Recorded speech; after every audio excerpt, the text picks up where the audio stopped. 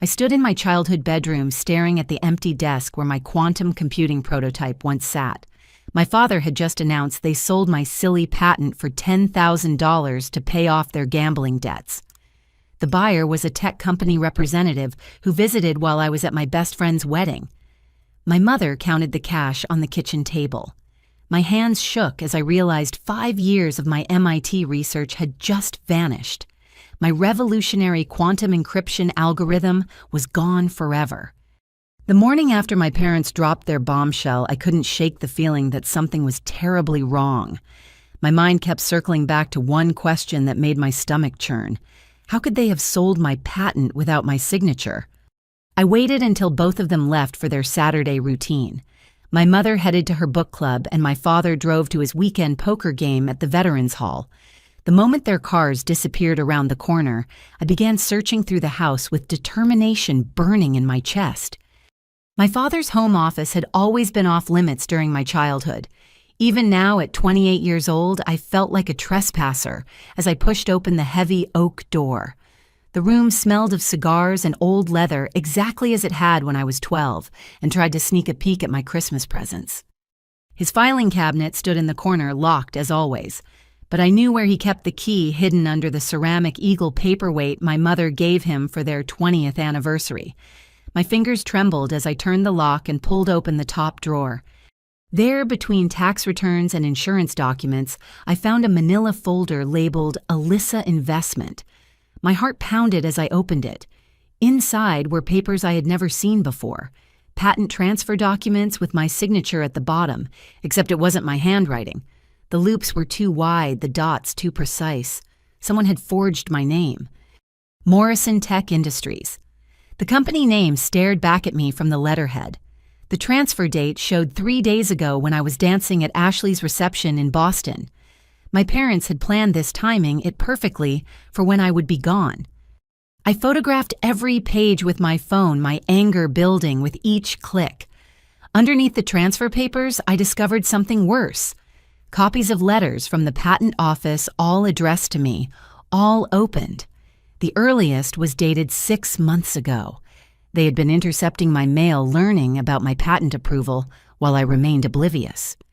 My hands shook so violently, I nearly dropped my phone when it rang. Sarah Martinez, my college roommate from MIT who now worked as an intellectual property lawyer in Boston, was returning my frantic call from that morning. "Alyssa, I've been thinking about what you told me," she said. "Your parents can't just sell your patent. You need to send me everything." I forwarded the photos while still on the phone, listening to her sharp intake of breath as she reviewed them. "This is sophisticated forgery," Sarah said after a long pause. "They used a notary's seal and everything. Give me the notary's name." I squinted at the seal. Raymond Hutchinson Commission number 47392. Sarah typed rapidly on her end. "Got him. Licensed notary in your county. Wait, this is interesting. He's been flagged twice for irregular practices, but never prosecuted." "What kind of irregular practices?" I asked, already dreading the answer. "Improper verification of identity notarizing documents without all parties present. Alyssa, this guy is dirty. Your parents didn't just randomly pick him." I sank into my father's leather chair, the weight of betrayal pressing down on my shoulders. How did they even know to find someone like that? "That's what we need to figure out. Can you come to Boston tomorrow? Bring everything you have. We're going to need to move fast." After hanging up, I heard car doors slamming outside. My parents were home early. I quickly returned everything to its place and slipped out of the office, my mind racing with implications. At dinner, they acted completely normal. My mother served her famous pot roast. My father complained about the referees at the basketball game on TV.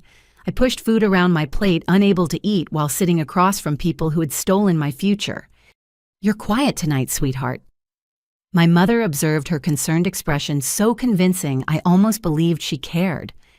"Just tired from the wedding," I managed to reply. My father reached for another dinner roll. "You should be grateful we handled that patent business for you. $10,000 is nothing to sneeze at.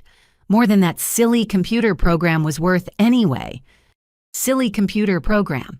5 years of 18-hour days, countless failed experiments, breakthrough moments at 3 in the morning when I finally cracked the encryption sequence that could protect everything from bank accounts to medical records to national security databases, all reduced to a silly computer program in his mind. How exactly did Morrison Tech even know about my patent? I asked, keeping my voice level. My parents exchanged a quick glance. My mother answered too quickly. They contacted us, said they were interested in local innovations. We thought it would be a nice surprise for you. A lie. Everything about her body language screamed deception. The way she couldn't meet my eyes, how her fingers fidgeted with her napkin, the slight pitch change in her voice. I'm driving to Boston tomorrow, I announced. Sarah wants to catch up. That's nice, dear. My mother said, relief evident in her voice. She thought I was letting this go. Later that night, I lay in my childhood bed staring at glow-in-the-dark stars I had placed on the ceiling when I was 10 and dreaming of becoming a scientist.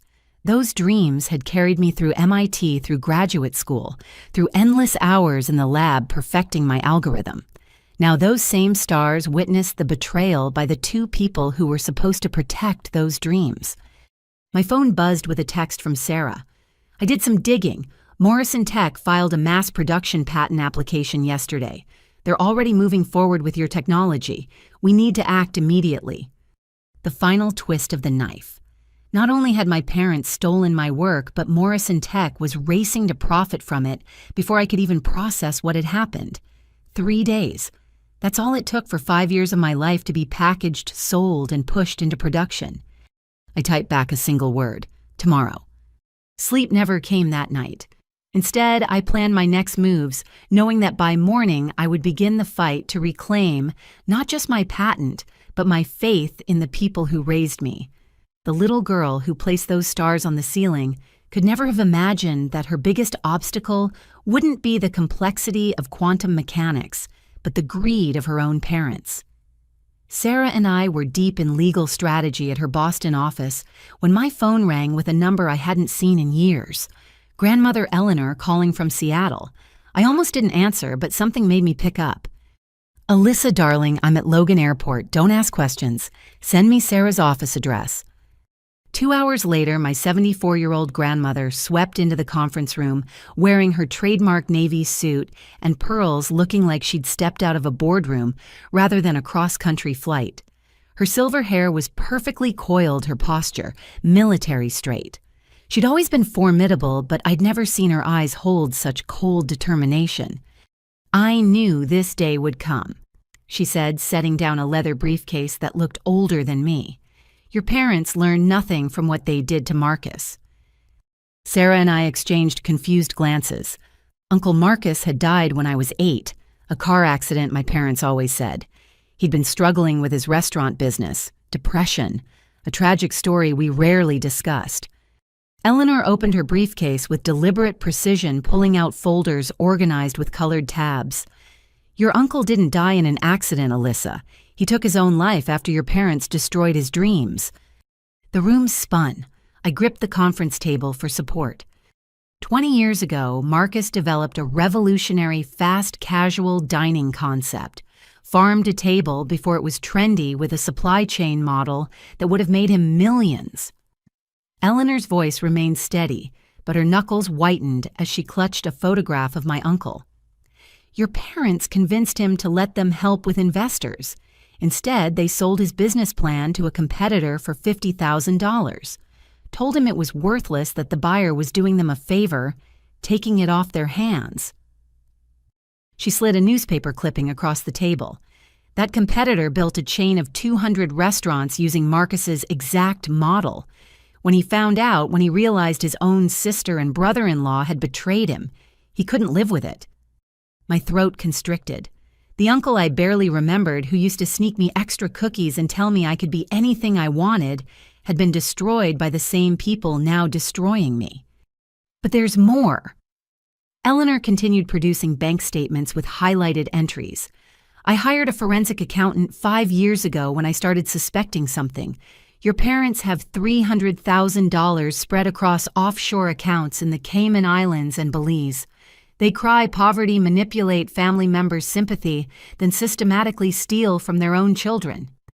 Sarah leaned forward, lawyer mode fully engaged.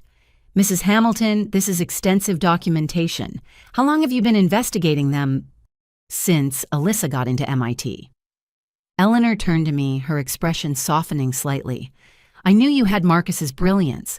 I also knew your parents would eventually see dollar signs instead of their daughter. So I watched. I waited. I prepared. She pulled out a small digital recorder. 6 months of conversations about selling your patent. They started planning the moment they learned about your breakthrough from the intercepted mail. My mother's voice filled the room, tinny through the recorder, but unmistakably the girl won't even notice until it's too late. She's always got her head in those computers. We deserve this. Do you know how much we spent on her education? My father's response made bile rise in my throat. The notary owes me from poker. Ray will do whatever we need. Make it look legitimate. Eleanor clicked off the recorder. The gambling addiction is partially real, but mostly it's a cover story. They've been running this con for decades. Your cousin Jennifer's fashion design software sold to a major retailer. Your cousin Michael's sustainable packaging innovation mysteriously acquired by a competitor.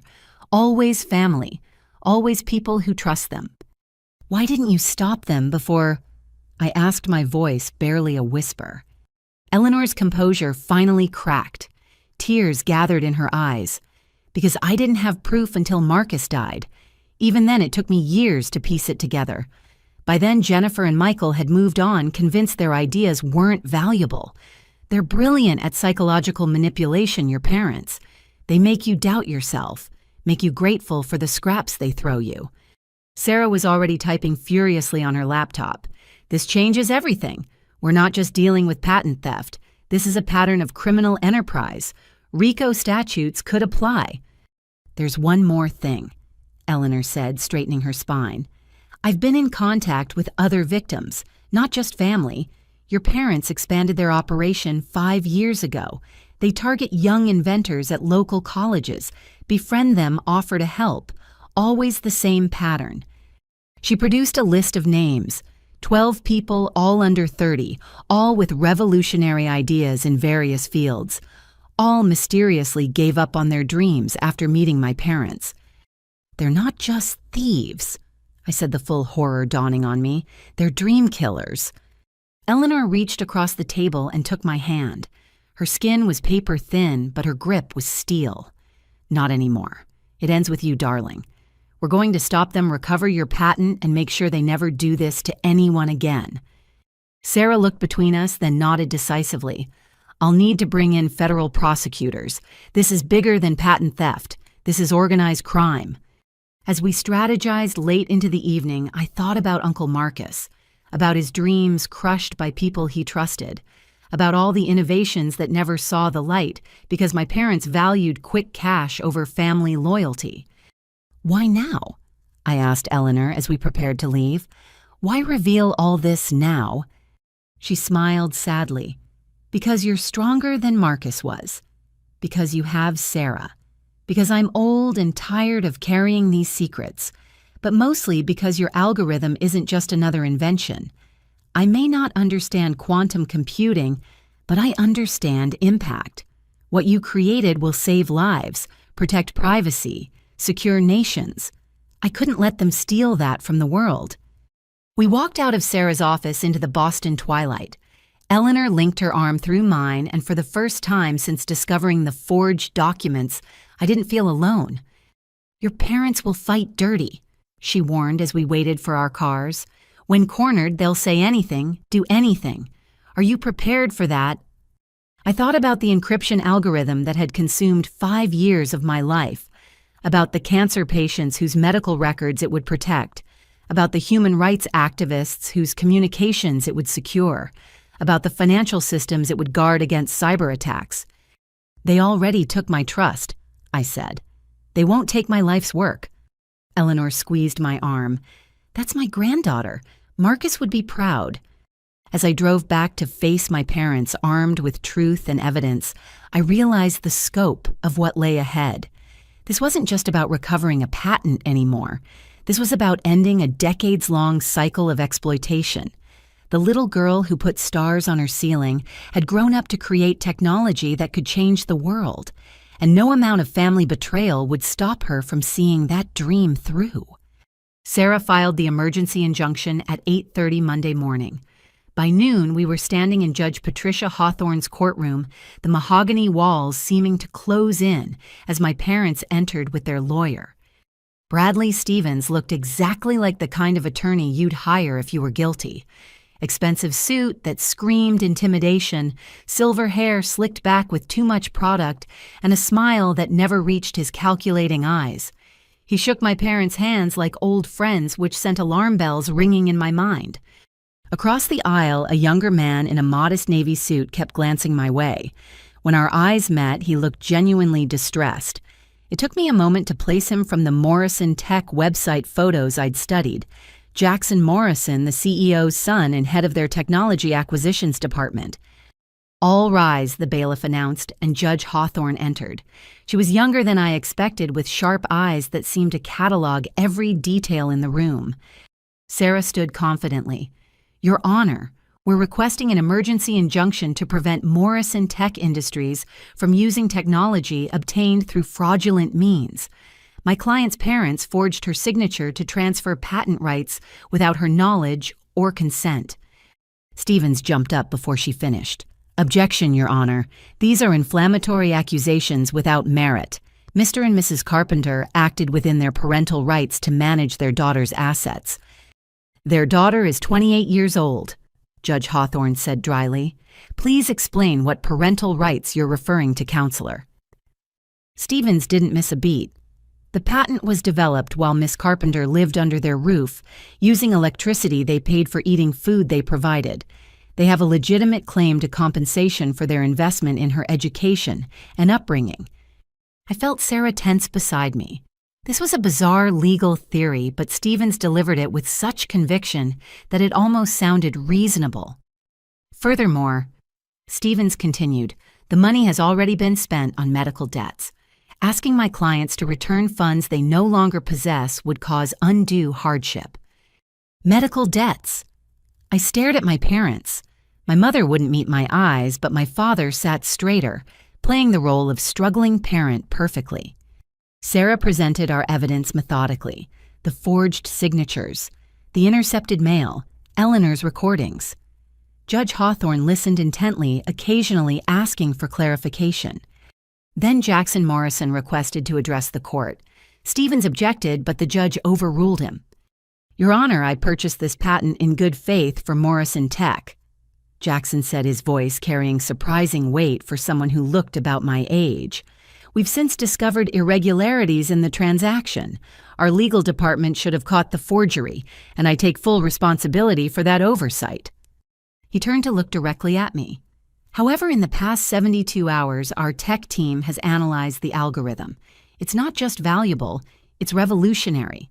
Conservative estimates suggest it could prevent billions in cybercrime annually." The courtroom fell silent. Even Stevens seemed momentarily stunned. Jackson continued, "Morrison Tech wants to do the right thing. We support the injunction and are willing to cooperate fully in returning the patent to its rightful owner." Judge Hawthorne nodded approvingly.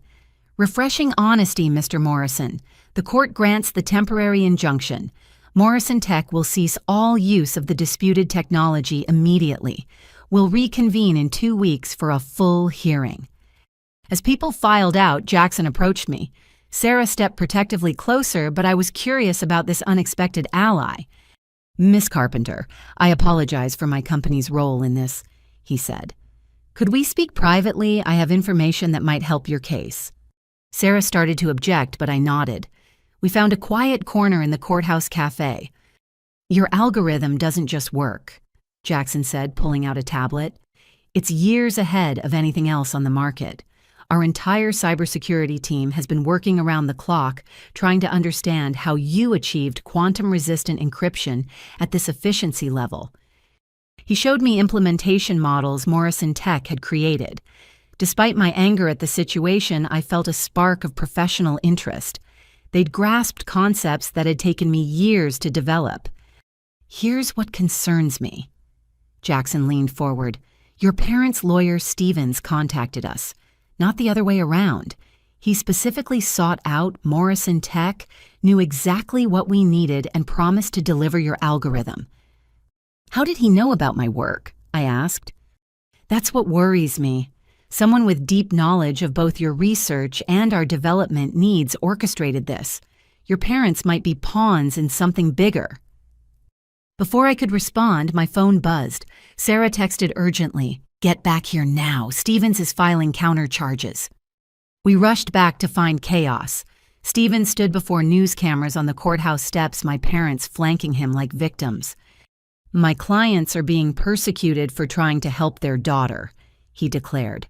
They discovered she was planning to sell her patent to foreign interests. As patriots, they intervened to ensure this critical technology stayed in American hands. Complete fabrication, but delivered with theatrical conviction. My mother even managed tears on cue. Sarah pulled me away before I could confront them. "Don't engage. This is a media play to taint the jury pool." Back in her office, the situation deteriorated further. Stevens had filed defamation charges against me and elder abuse charges for causing emotional distress to my parents. He'd also submitted a brief arguing that since I developed the algorithm while claimed as a dependent on their taxes, 3 years ago they had ownership rights. "This is insane," I said. "I was in graduate school. The only reason I was on their taxes was to help them get a bigger refund." "Stevens is throwing everything at the wall," Sarah explained. "He wants to bury us in legal proceedings, drain your resources, force a settlement." Eleanor arrived with reinforcements, my MIT thesis advisor, Dr. Catherine Chen, and 2 colleagues who could testify about my independent work. "Alyssa developed this algorithm entirely on her own," Dr. Chen stated firmly. "I watched her work 18-hour days in our lab. Her parents never even visited campus." As we prepared for the full hearing, Jackson stayed in touch, sharing what Morrison Tech discovered about Stevens. Each revelation painted a darker picture. He wasn't just a lawyer, he was a serial patent predator who specialized in exploiting family relationships to steal intellectual property. We found 3 other cases, Jackson reported during a late-night strategy call. Young inventors' family disputes patents somehow ending up with tech companies. Stevens represented the family members each time. "What happened to the inventors?" I asked, dreading the answer. "One gave up tech, entirely teaches high school now. Another had a breakdown, spent time in psychiatric care. The third," Jackson paused, "the third died in a hiking accident 2 months after losing her patent. Suspicious circumstances never fully investigated." I stared at the phone, processing this information. My parents hadn't just betrayed me. They'd allied themselves with someone potentially dangerous. "Alyssa, you need protection," Jackson said quietly. "Morrison Tech has an excellent security firm on retainer. Let me arrange something."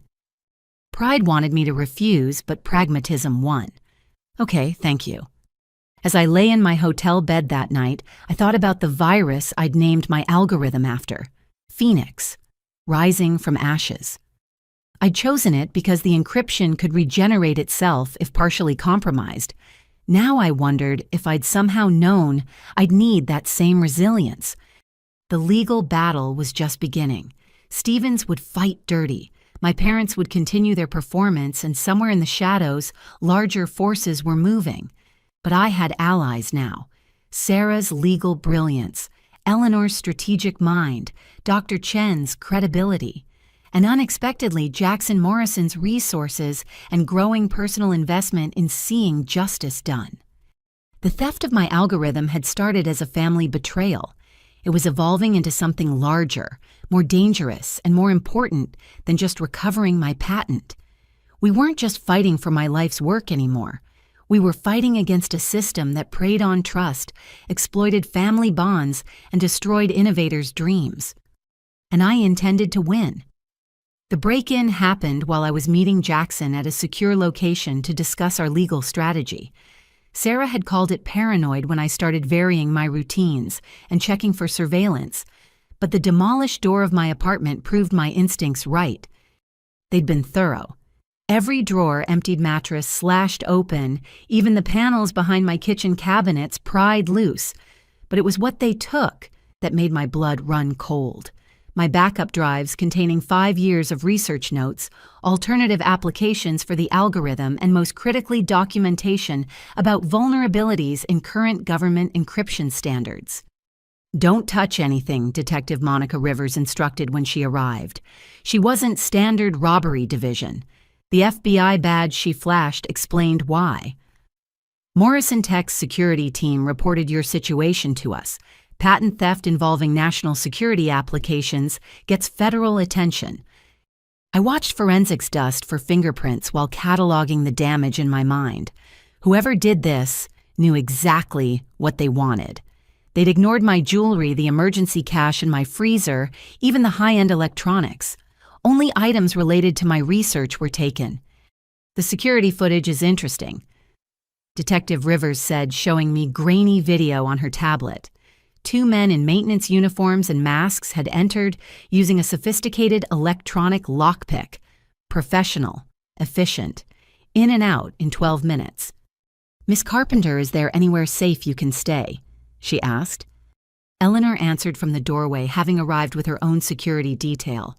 "She's coming home with me." That night in Eleanor's fortified Seattle mansion, we made a disturbing discovery. Sarah had been investigating Bradley Stevens' background and uncovered a pattern that made my situation look like part of something much larger. "Stevens doesn't just steal patents," Sarah explained over encrypted video call. "He's connected to an international network that targets emerging technology. Look at these shell companies." She shared her screen showing a web of corporate entities across 5 countries, all linked back to Stevens through hidden partnerships and offshore accounts. Each company specialized in acquiring and reselling stolen intellectual property to the highest bidder. "Your algorithm is different, though," Sarah continued. "The FBI contacted me after your break-in. They've been tracking suspicious activity around quantum encryption research. 3 other researchers have had similar experiences. Harassment break-ins, family members suddenly trying to claim ownership of their work." Jackson's face appeared in another window of our video conference. Behind him, I could see Morrison Tech's security center. "My team found something worse. That stolen laptop from your apartment. It's already been activated. Someone's using your research notes to attempt unauthorized access to defense contractor databases." My stomach dropped. Those notes contained theoretical applications I'd never published, including potential vulnerabilities in existing systems I discovered while developing countermeasures. In the wrong hands, they could compromise national security. "We need to accelerate everything," Eleanor said with military precision. "This isn't just about recovering Alyssa's patent anymore. Stevens and whoever he's working with are planning something bigger." Over the next 48 hours, our investigation exploded in scope. Jackson's security team worked with the FBI to track the stolen laptop's digital footprint. Each new discovery painted a more alarming picture.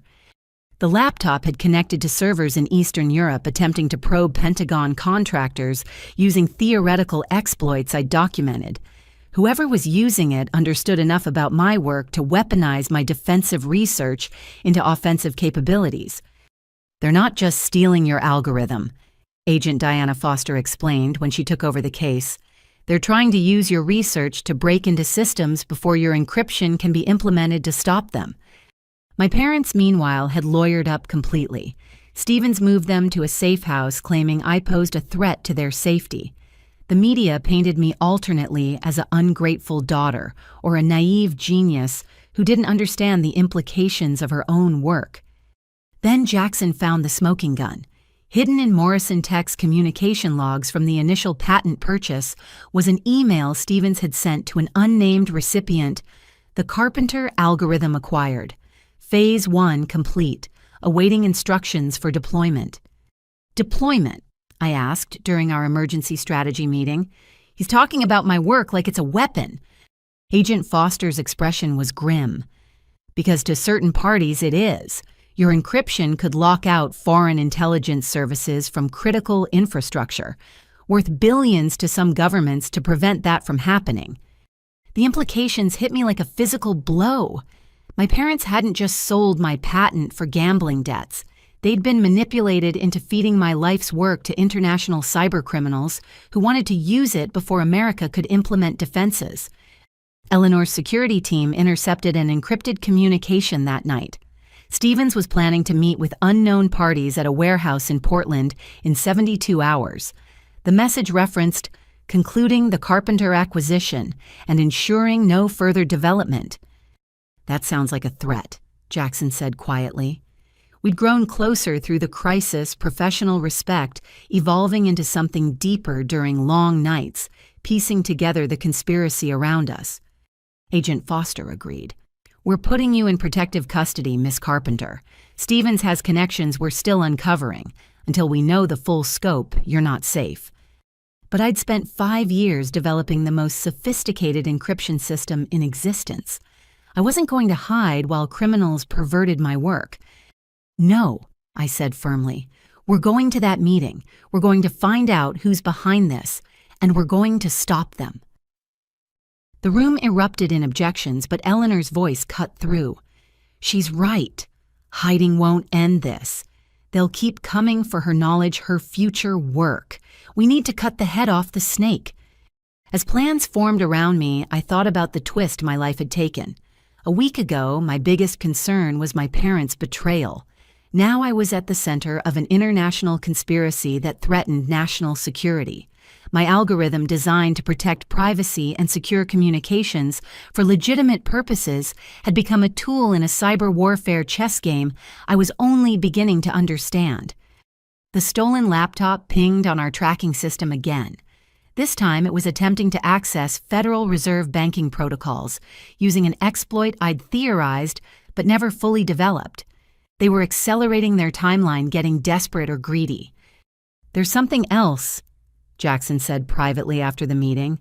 "Morrison Tech's board wants to offer you a position, full resources to implement your algorithm correctly, plus develop new security measures. After this is over, of course." I looked at him, seeing past the corporate offer to the personal concern in his eyes. "After this is over," I repeated, wondering if it would ever truly end. Stevens had made one crucial mistake. He'd assumed that stealing my past work was enough. He didn't realize that the mind that created that algorithm was already working on countermeasures, ways to trap and expose anyone misusing my research. As we prepared for the dangerous confrontation ahead, I made a silent promise. They'd stolen my trust, my work, and tried to steal my future. But they'd also given me something valuable, a clear view of how my innovations could be corrupted and the determination to stop it from happening. The girl who put stars on her ceiling had dreamed of using science to make the world better. That dream had evolved into something harder, more complex. But it was still my dream, and I would fight anyone who tried to corrupt it. The algorithm they stole was called Phoenix for a reason. It was time to rise from these ashes. The FBI agents arrived at Eleanor's estate at 6 in the morning, their black SUVs pulling through the security gates with practiced efficiency. Agent Diana Foster led the team, her expression grave, as she presented her credentials to Eleanor's security chief. "Miss Carpenter, we need to talk," she said. Once we were seated in Eleanor's study, the room swept for listening devices by her technical team. "The situation has escalated beyond what we initially understood." She placed a tablet on the coffee table showing surveillance footage from various locations. "Your stolen laptop has been used in attacks on 3 defense contractors in the past 12 hours. Whoever has it is accelerating their timeline. They're trying to extract maximum value before we can stop them." Jackson appeared on the secure video link from Morrison Tech's headquarters. Behind him, his entire cybersecurity team worked frantically at their stations. "Agent Foster, we've detected something else. The attacks aren't random. They're specifically targeting companies working on quantum computing infrastructure. Someone's trying to steal complementary technologies to pair with Alyssa's algorithm." The pieces clicked together in my mind with horrifying clarity. They're not just stealing my work. They're trying to corner the entire quantum encryption market before it officially exists. Agent Foster nodded grimly. "Which brings us to Bradley Stevens. We've uncovered his connection to an international syndicate specializing in technological theft. They call themselves the Innovation Liberation Front, but don't let the name fool you. They're cyber criminals who've stolen billions in intellectual property over the past decade. She pulled up a complex organizational chart. Stevens sat in the middle, connected to nodes across 12 countries. Each node represented stolen technology that had mysteriously appeared in competing markets months after disappearing from legitimate inventors. Your parents, Miss Carpenter, were specifically targeted, Foster continued. Stevens has psychologists who profile families of inventors looking for vulnerabilities, gambling addiction, financial pressure, resentment. Your parents checked every box. My throat tightened. As much as I hated what they'd done, learning they'd been manipulated by professionals made it worse somehow. They were greedy and weak, but they'd also been played by experts. Eleanor leaned forward. How deep are they in this? Deeper than they realize, Foster replied. Stevens promised them $500,000, not the $10,000 they received. He's stringing them along, making them accomplices. The more involved they become, the less likely they are to cooperate with authorities. Sarah's voice crackled through the speaker. I've been reviewing Stevens' other cases. He uses the same pattern. Small initial payment promises of more gradually involving family members in criminal activity until they can't back out without implicating themselves. My parents might be victims, I said slowly, but they still chose to betray me. Where are they now? Foster pulled up another file. Stevens has them in a property outside Portland. Our surveillance shows increased activity there. Armed guards, signal jammers, the works. We believe he's preparing for something significant. Jackson's team suddenly erupted in activity behind him. Agent Foster, Alyssa, you need to see this. Someone just used the stolen laptop to successfully breach a NATO communications satellite using a vulnerability Alyssa theorized in her notes. My blood ran cold. That vulnerability was something I discovered accidentally while stress testing my encryption. I documented it, planning to report it through proper channels once my patent was secured. Now it was being weaponized. They're not just criminals, I said. They're selling to hostile governments. My algorithm in the wrong hands could compromise global communications. Foster stood her team mobilizing around her. Which is why we're moving now. Stevens scheduled a meeting tomorrow night, but we can't wait. We have authorization for immediate action. I'm coming with you, I said. Absolutely not, Foster responded immediately. This is a federal operation. You're a civilian. Eleanor surprised everyone by supporting me. She knows her algorithm better than anyone. If they've modified it or found applications she hasn't considered, you'll need her expertise. The argument continued for 20 minutes before Foster's phone rang. She stepped away, her face paling as she listened. When she returned, her expression had shifted from protective to urgent. That was Homeland Security. The breached satellite just went dark. NATO's scrambling backup communications, but whoever did this now has access to encrypted military channels from the past 6 months. We need your help, Miss Carpenter. The next hours blurred together in preparation. I worked with Foster's tech team, teaching them markers to identify my algorithm's use and potential countermeasures I'd developed but never implemented. Jackson coordinated with Morrison Tech's resources, turning their corporate security into an auxiliary support unit. Then my phone rang, my mother's number. Don't answer, Foster warned, but I'd already accepted the call. Alyssa, sweetheart. My mother's voice trembled. I'm so sorry. We didn't know. Stevens, he's not what he seemed. He has men with guns. Your father tried to leave and they wouldn't let him. Please, we need help. Stevens' voice replaced hers, smooth and threatening. Touching family reunion. Hello, Miss Carpenter. I believe you've been looking for me. Let them go, I said. This is between us. Oh, but they're such useful leverage. Your algorithm is impressive, but I know you've developed improvements. Next generation applications. I want everything or your parents learn what happens when they outlive their usefulness. Foster's team traced the call, pinpointing the location to an industrial complex 40 miles away. different from the Portland location we'd been monitoring. Stevens had multiple sites. "You have 6 hours," Stevens continued. "Come alone with all your research, or I start sending pieces of your father to you, beginning with the fingers that signed your patent over to me." The line went dead. The room exploded into activity. Foster called in additional teams while Eleanor's security coordinated with local law enforcement. Jackson caught my eye through the video feed, his concern evident even through pixels. "He's desperate," Foster analyzed.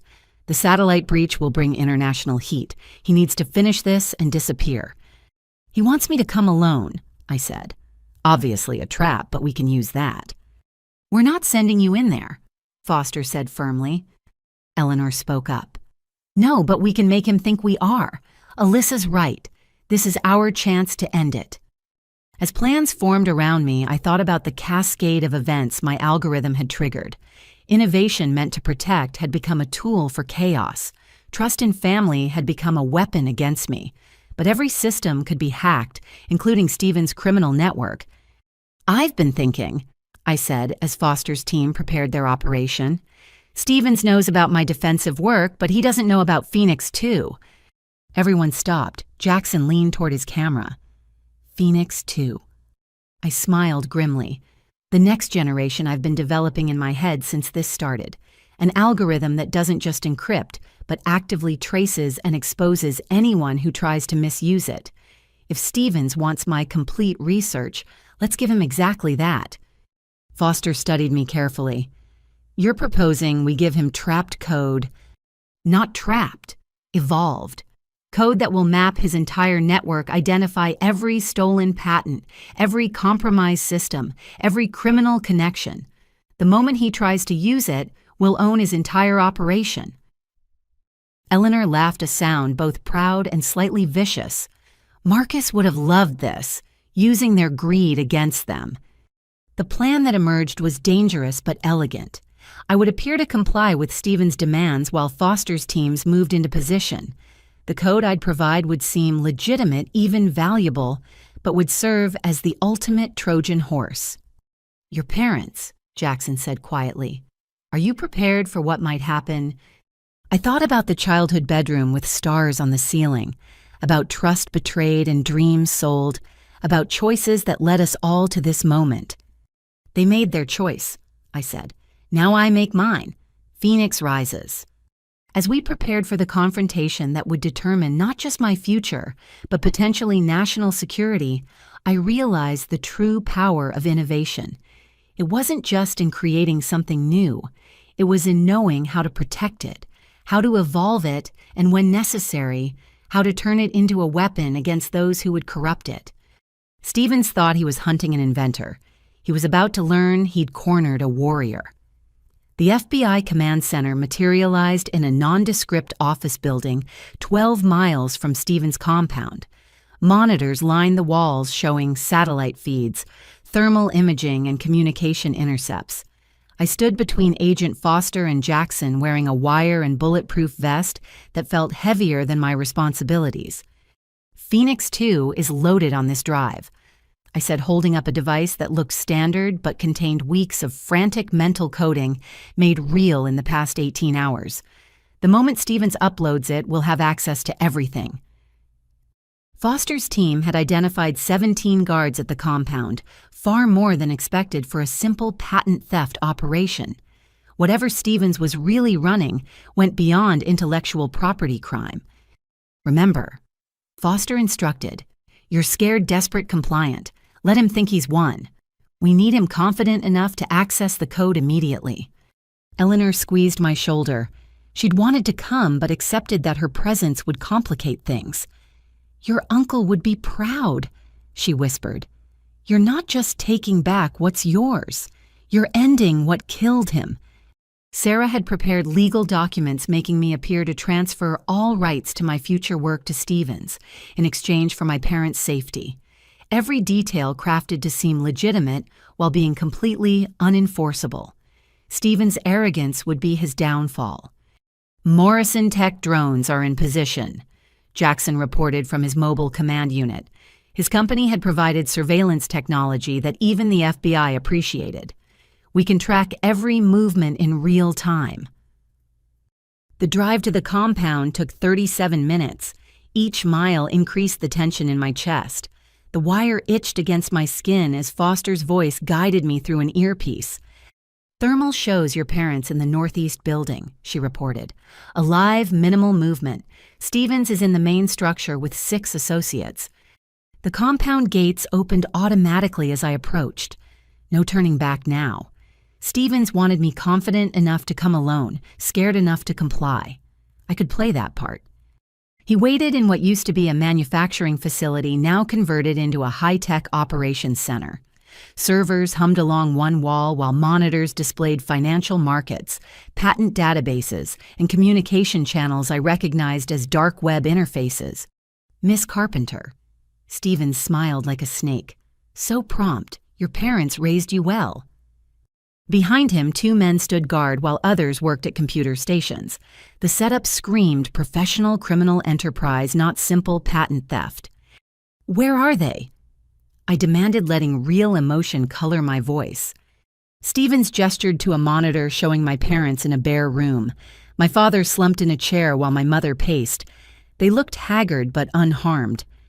"Safe for now. Did you bring what I requested?" I pulled out the drive, holding it like a lifeline. Everything. Phoenix 2. The theoretical applications, even the quantum backdoors I discovered in existing systems. Just let them go. His eyes gleamed with greed. "Quantum backdoors. You've been busier than I thought." "Someone was going to find them eventually," I said, playing into his ego. "Better to document them for defensive purposes." Or offensive ones. Stevens took the drive, weighing it like gold. "Do you know what your work is really worth? Not the billions Morrison Tech imagines, but the trillions in controlled access. Every government, every corporation, every individual needing true security will pay whatever we ask." The "we" confirmed Foster's suspicions. Stevens wasn't the top of this food chain. "My clients have been waiting for something like Phoenix." He continued, moving toward the main terminal. "Unbreakable encryption we can sell to some backdoor access, we can sell to others. The perfect product for the modern age." "That's not what it's designed for," I protested, calibrating my performance between defeated and defiant. Stevens laughed. "Sweet, naive genius. Innovation doesn't care about your intentions. It serves whoever controls it." He inserted the drive. I held my breath as systems began analyzing the code. Phoenix 2 unfolded like a digital flower, beautiful and deadly. To Stevens' technicians, it would appear as next-generation encryption protocols. In reality, it was mapping every connection, every file, every secret in their network. Magnificent. One technician breathed data cascading across his screen. "The quantum entanglement protocols alone are years ahead of anything published." Foster's voice whispered through my earpiece. "It's working. We're receiving data. Keep him talking." "Now that you have what you want," I said, "I need to see my parents. Actually see them, not just through a camera." Stevens waved dismissively. "Patience. First you'll verify this code. Explain these quantum backdoor exploits. My clients will want demonstrations."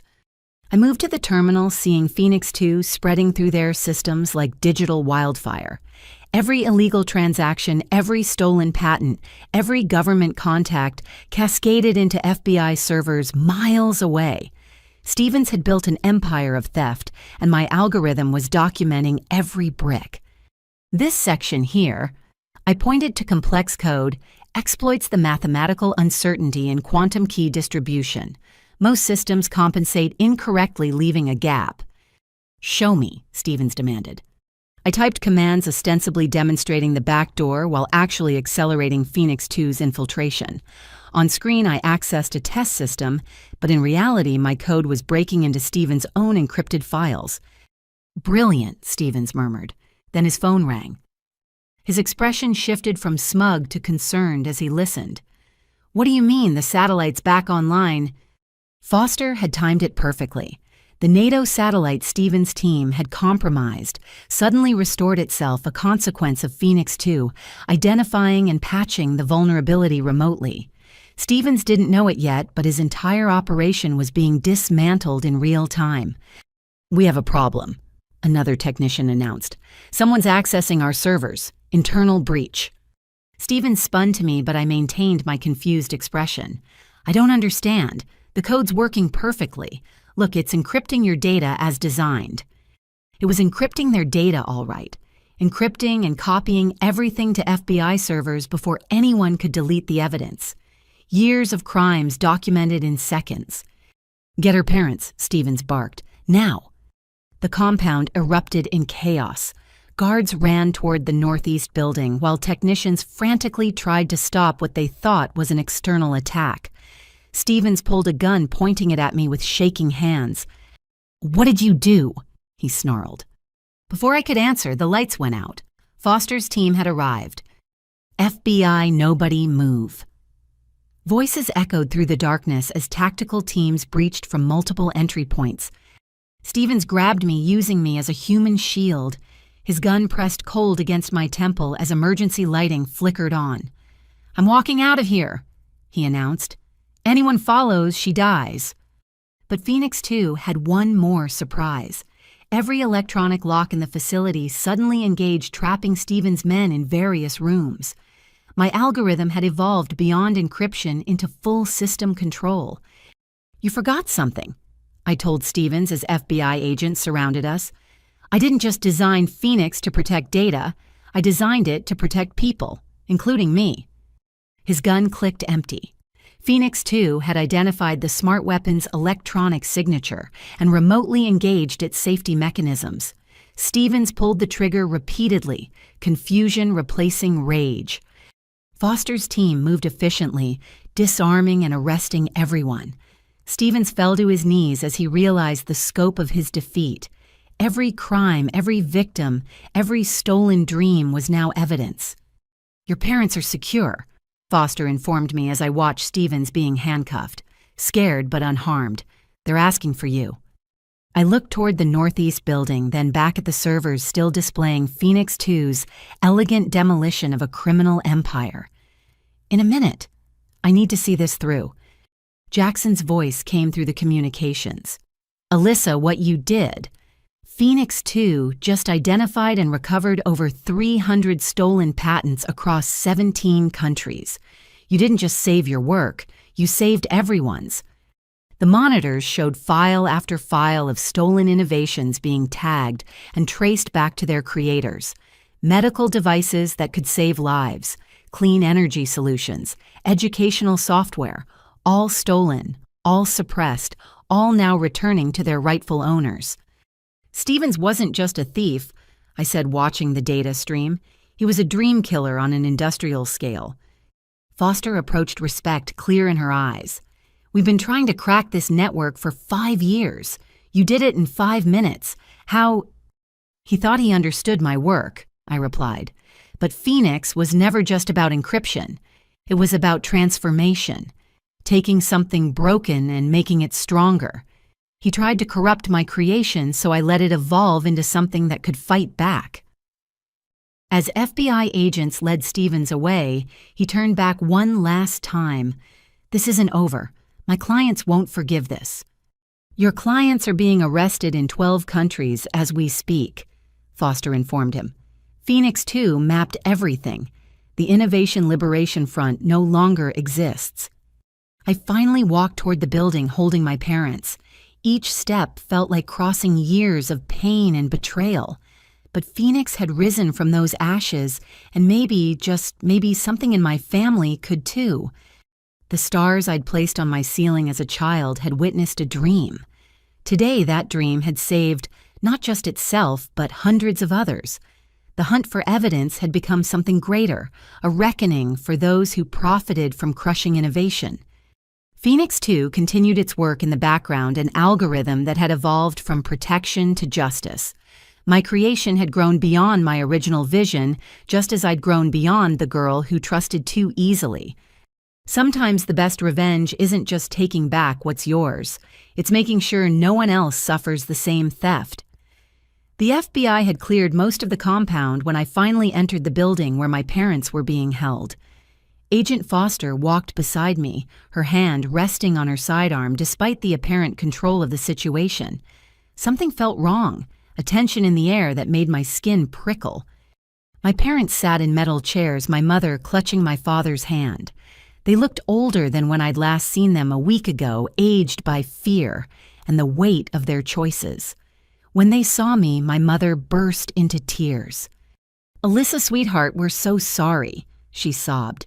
"Stevens threatened us. He said he'd hurt you if we didn't cooperate." I wanted to believe her. Despite everything, part of me desperately wanted to believe this nightmare had forced them into betrayal rather than greed. But then I noticed my father's eyes darting between me and the door, calculating rather than relieved. "We need to move them to protective custody," Foster said. "Stevens had international connections. Until we round everyone up, they're potential targets." My father stood abruptly. "Actually, Agent Foster, we need to discuss immunity. We have information about Stevens' operation, valuable intelligence. But we need guarantees first." The temperature in the room seemed to drop. My mother's tears dried suspiciously quickly as she nodded agreement. "Dad," I said slowly, "what are you doing?" He wouldn't meet my eyes. "Being smart for once. Stevens promised us $1 million, Alyssa. We're not walking away empty-handed after what we've been through." "What you've been through?" The words came out strangled. "You stole my life's work." Foster's radio crackled. "We've got movement in Sector 7. Someone's in the vehicle bay." She stepped away to coordinate leaving 2 agents with us. My father used the distraction to pull out a phone I didn't recognize. "Insurance policy," he said, typing rapidly. "Stevens taught us to always have leverage." "Sir, put the phone down," one of the agents ordered. My father smiled, an expression I'd never seen on his face before. Cold, calculating. Nothing like the man who'd taught me to ride a bike. "Too late," he said as he hit send.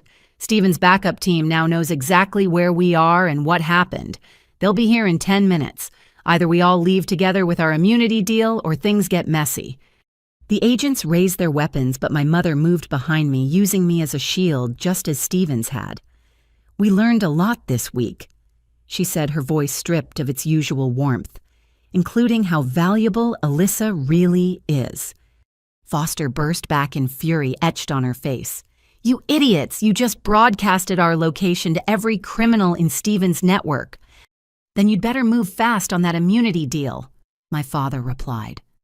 The compound's alarm suddenly blared. On Foster's radio, voices reported vehicles approaching from multiple directions. Stevens' arrest had triggered contingency plans, and my parents had just activated them. "Evacuation protocol now," Foster commanded. "Get them to the transport." As agents hustled us toward armored vehicles, my father grabbed my arm. "You think we're monsters, but we're just practical. That algorithm of yours is worth billions. We deserve our share for raising you." I jerked away disgust, overwhelming heartbreak. Eleanor was right. You've always been thieves. Uncle Marcus was just the beginning. His face darkened. Marcus was weak. Couldn't handle the real world. We tried to help him, set him up with investors, and he folded at the first sign of pressure. You stole his idea and drove him to suicide. He made that choice, my father snarled. Just like you chose to hoard your success instead of sharing with family.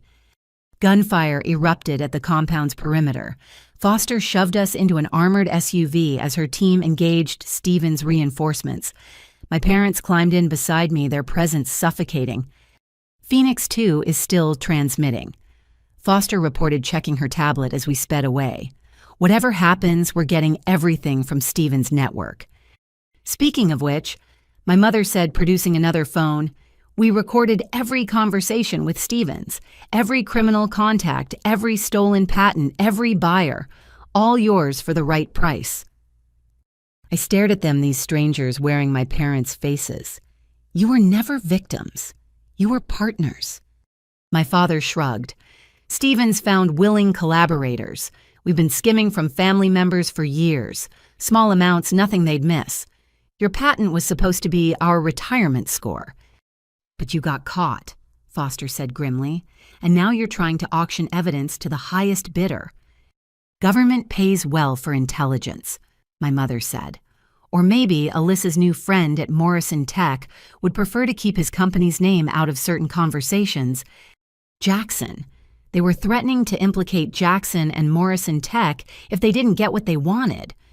The SUV suddenly lurched, tires blown out by spike strips. We skidded to a stop as vehicles surrounded us. Not FBI. Stephen's backup team had moved faster than expected. Everyone stay calm, Foster said, but I could hear the concern in her voice. We were outnumbered 3-1. A man approached older than Stevens, but with the same predatory bearing. Agent Foster, I'm Richardson Stevens' senior partner. I believe you have something that belongs to us. Multiple somethings, my father called out, earning sharp looks from everyone. We're open to negotiations. Richardson smiled coldly. Mr. Carpenter, Stevens spoke highly of your initiative. Perhaps we can come to an arrangement. Dad, no, I pleaded, but he was already opening the door. Sorry, sweetheart, he said without looking back. But your mother and I have worked too hard to walk away with nothing. You'll be fine. You always are. My mother followed him, pausing only to say, We do love you, Alyssa, but love doesn't pay bills. They walked to Richardson's vehicle, leaving me stunned in the SUV with Foster and her agents. My parents had just defected to the criminals who'd orchestrated everything. Let them go, Foster said when an agent moved to stop them. We have bigger problems. Richardson's men had weapons trained on us, but they seemed more interested in negotiation than violence. Through the bulletproof glass, I watched my parents hand over their phones, their recorded evidence, their leverage, selling out everyone, including me, for whatever Richardson offered. Phoenix 2, I whispered to Foster. It's not just mapping Stevens' network, it's in their phones now too. Everything they're sharing is being documented. Foster's eyes widened slightly in understanding. My parents thought they were buying their way to freedom. Instead, they were creating evidence of their willing participation in criminal conspiracy. Your move, Agent Foster Richardson called out. The Carpenters have provided valuable information about your operation. They've also confirmed that Miss Carpenter has additional algorithms beyond what Stevens acquired. We're willing to trade, them for her. Not happening, Foster replied firmly. Richardson shrugged. Then we have a standoff. Though I should mention the Carpenters just informed me about a fascinating vulnerability in FBI communication systems that Miss Carpenter discovered. Would be a shame if that information spread. I closed my eyes, nauseated by the depth of my parents' betrayal. They were revealing every conversation we'd had, every theoretical vulnerability I'd mentioned in passing, every piece of information that could be weaponized.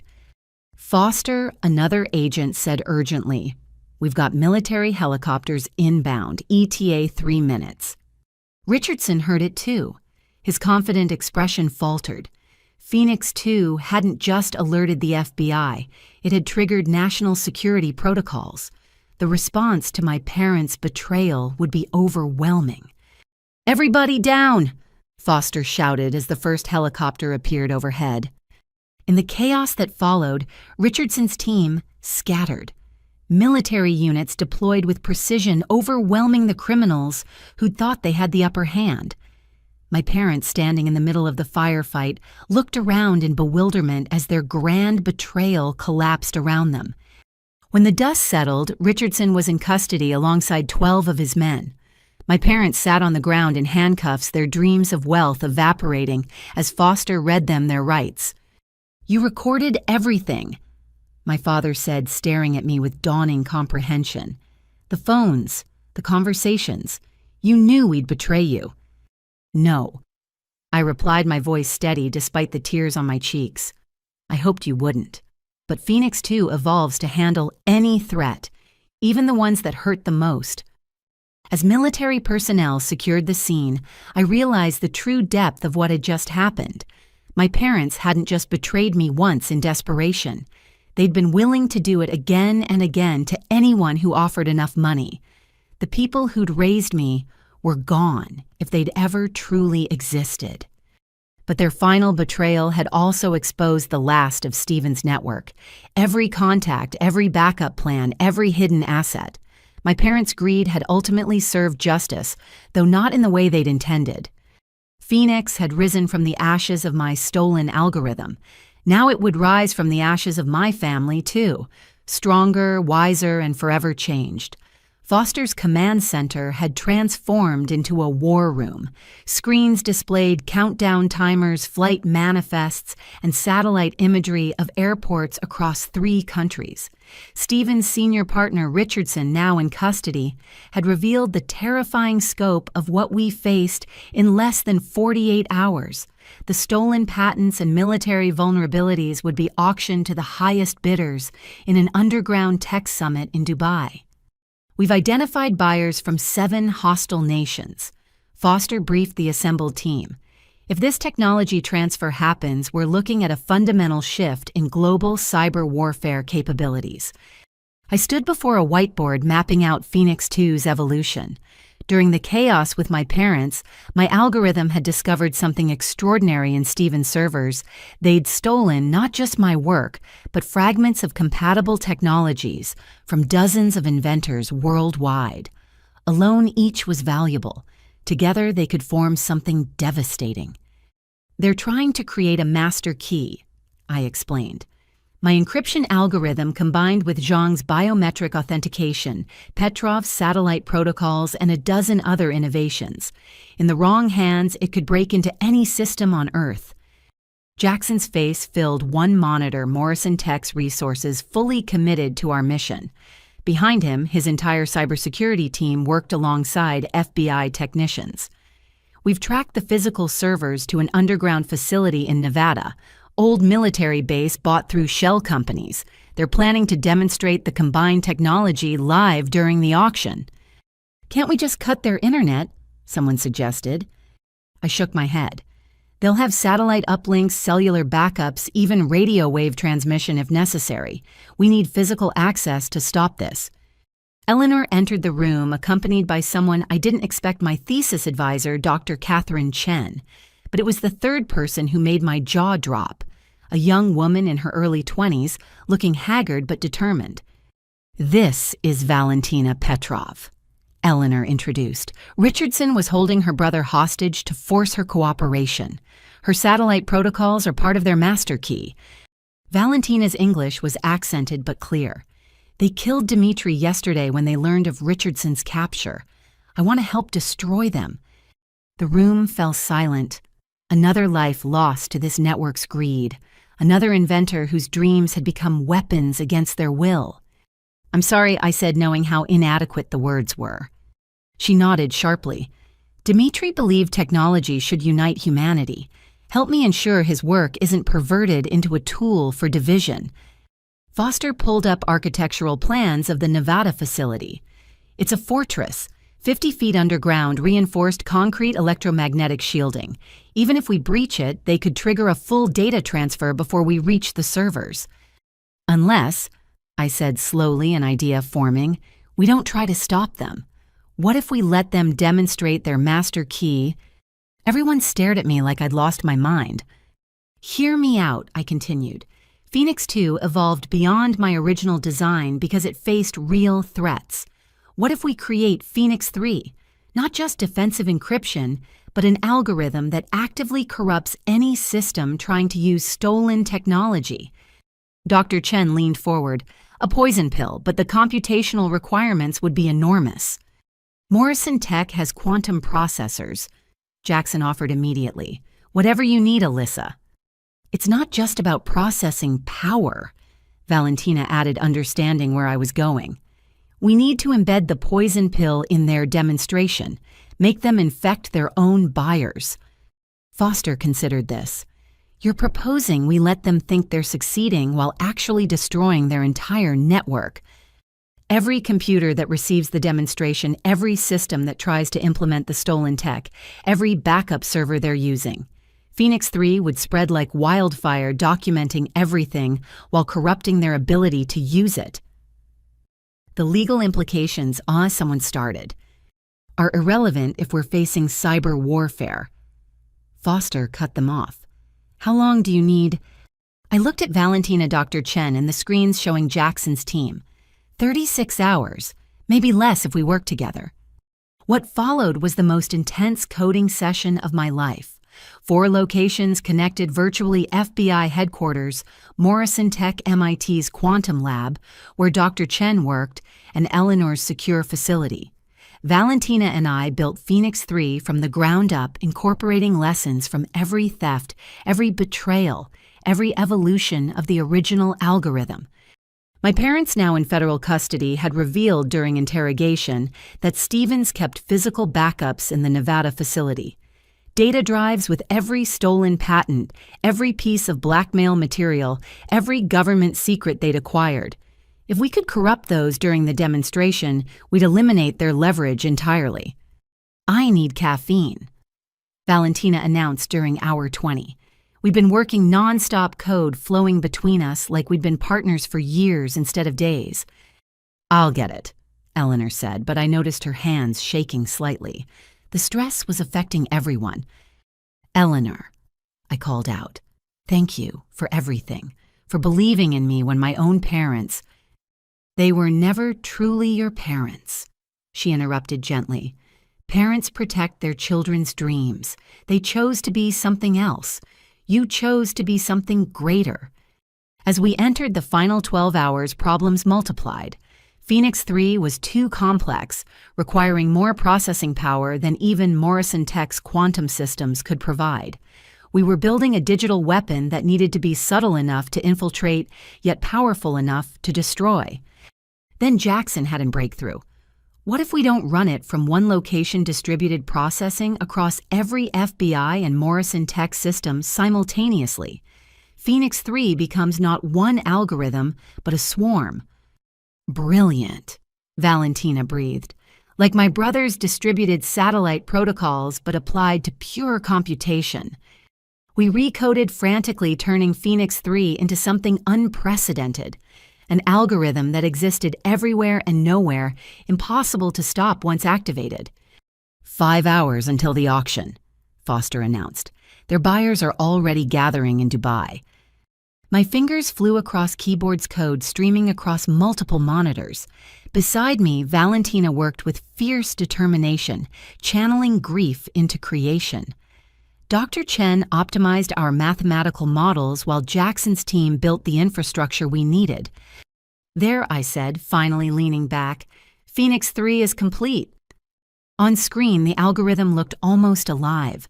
Code that shifted and adapted, learning from itself, evolving with each simulated threat we threw at it. Beautiful and terrible, like its namesake bird of fire. Now we need to get it into their system, Foster said. And we're running out of time. Actually, a familiar voice said from the doorway, I might be able to help with that. We all turned to see Bradley Stevens in shackles, flanked by federal marshals. His designer suit was replaced with prison gray, but his calculating eyes remained sharp. I know the facility's back doors, he continued.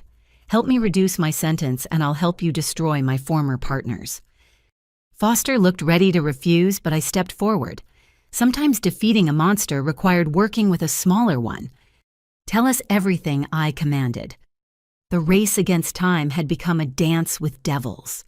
But Phoenix 3 was ready to burn away the corruption, no matter the cost. In 4 hours, the auction would begin. In 4 hours, everything would change. The Nevada facility loomed before us in the pre-dawn darkness, a concrete monument to greed disguised as a decommissioned military installation. Our convoy of black SUVs and technical support vehicles stopped 2 miles out, where FBI tactical teams had established a staging area.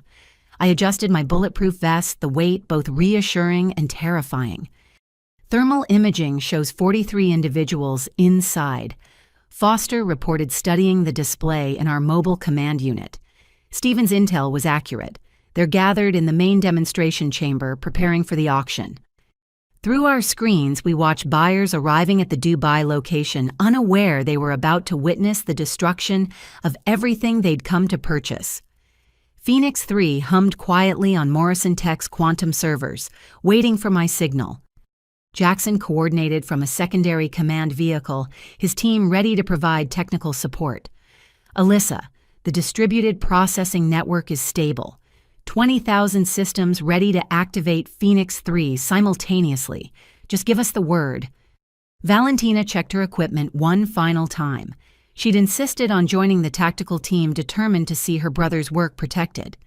The poison pill is embedded in their demonstration files. The moment they showcase the Master Key's capabilities, Phoenix 3 deploys. Stevens, under heavy guard, pointed to facility schematics. The main server room is sub-level 3, but they'll have backups in the secure vault. Physical drives with everything. You need both locations. Why the vault? Foster asked. Insurance, Stevens replied. Every stolen patent, every compromised government file, every piece of blackmail material. Hard copies in case their digital empire collapsed. Richardson never trusted pure digital storage. I studied the layout, memorizing every corridor. 2 teams then. One for the servers, one for the vault. Negative, Foster said. You're staying here. This is a tactical operation. With technical requirements only I understand, I countered. Phoenix 3 needs manual activation from their central system. It has to recognize my biometric signature to prevent them from turning it against us. The argument continued for precious minutes until an alarm from Dubai ended it. The auction had begun early. On screen, Richardson's associates started their demonstration unaware their boss was in custody. They'd accelerated the timeline. We go now, Foster commanded. Alyssa, you're with Team 2 to the servers. Valentina, stay with the command unit. Like hell, Valentina said, checking her sidearm. My brother died for this. I'm going. There was no time for further debate. We loaded into assault vehicles, racing across the desert toward the facility. My heart pounded as Foster's team breached the main entrance flashbangs and smoke grenades preceding our entry. The facility's defenders were prepared, but not for the coordination of our assault. As Team 1 engaged security, our smaller unit slipped through side corridors toward the server room.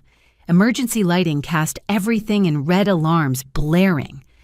They're initializing the full demonstration. Jackson's voice crackled through comms. Multiple buyers attempting to access the master key simultaneously. Perfect. The more systems that connected, the more Phoenix 3 would corrupt when activated. We reached the server room door, reinforced steel with biometric locks.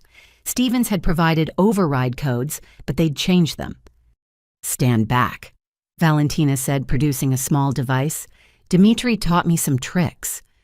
The lock sparked and died, door swinging open to reveal rows of humming servers. At the central console, 2 technicians spun toward us, hands reaching for weapons. Don't, Foster warned her team's weapons trained on them. Step away from the computers. They complied, but one smiled coldly. Too late. Demonstration's running. In 3 minutes, 7 governments will have everything. I rushed to the console, fingers flying across interfaces. The master key was active. Stevens Network broadcasting stolen innovations to the highest bidders. But they'd made one crucial mistake. They were so focused on selling the future, they'd forgotten to protect against it. Initiating Phoenix 3. I announced, placing my palm on the biometric scanner I'd asked Jackson to ensure was installed in our specifications. The scanner recognized my signature, but the system demanded additional authentication. Of course, Richardson would have safeguards. My mind raced through possibilities, then landed on the obvious answer. They'd built their master key from stolen fragments. Phoenix 3 was designed to recognize and bond with its predecessor. I input my original Phoenix algorithm, the one my parents had sold. The system hesitated, then accepted it.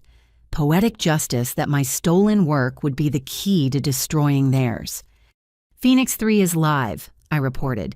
Jackson, initiate distributed processing. Across the globe, 20,000 systems roared to life, processing power, combining into something unprecedented. On the screens, I watched Phoenix 3 spread through the demonstration, infiltrating every connected system. "What's happening?" one technician demanded as their monitors filled with cascading code. "Evolution," I replied. "Your master key is teaching Phoenix 3 every vulnerability in every system you're connected to. In 60 seconds, everyone trying to buy stolen technology will find their own systems compromised instead." Foster's radio crackled. "Team 1 has secured the vault, but we've got a problem. The physical drives are rigged with explosives. Timer shows 2 minutes. Valentina was already moving. I'll handle it. Dimitri taught me about more than just locks." "It's too dangerous," Foster protested. "So was letting them kill my brother," Valentina replied, disappearing down the corridor. On the screens, chaos erupted in Dubai. Buyers screamed as their systems locked down Phoenix 3, documenting every crime while corrupting their ability to use the stolen data. Richardson's demonstration had become a trap, and they'd walked into it willingly. "Alyssa." Jackson's voice was tense. "Phoenix 3 is evolving faster than projected. It's not just corrupting their systems, it's actively hunting for any trace of stolen innovation across the internet." I watched in awe as my creation exceeded every parameter. Like its mythological namesake, Phoenix 3 was burning away corruption wherever it found it, leaving documented evidence in its wake. "Vault team report," Foster demanded. "Valentina disarmed the explosives," came the relieved response.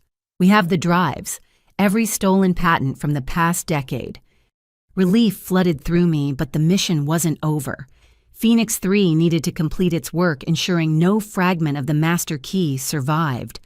On the monitors, I watched buyer after buyer disconnect in panic, but it was too late. Phoenix 3 had marked them all. "Facility secure," Foster announced as the last defender surrendered. "Stevens' network is finished." But I kept working, guiding Phoenix 3 through its final evolution. Every server it touched revealed more victims, more stolen dreams, medical researchers whose cancer treatments were suppressed, engineers whose clean energy solutions were buried, teachers whose educational innovations were kept from students who needed them. "My God," Foster breathed, seeing the scope. "They stole from hundreds of people." "Not anymore," I said, executing the final command. "Phoenix 3 is creating a restoration protocol. Every stolen innovation, every suppressed patent, every buried dream, it's all being documented and prepared for return to the rightful owners." An explosion echoed from the vault level. My heart stopped until Valentina's voice came through. "Secondary device. Triggered remotely. But we got everything out first." When we emerged from the facility, dawn was breaking over the Nevada desert.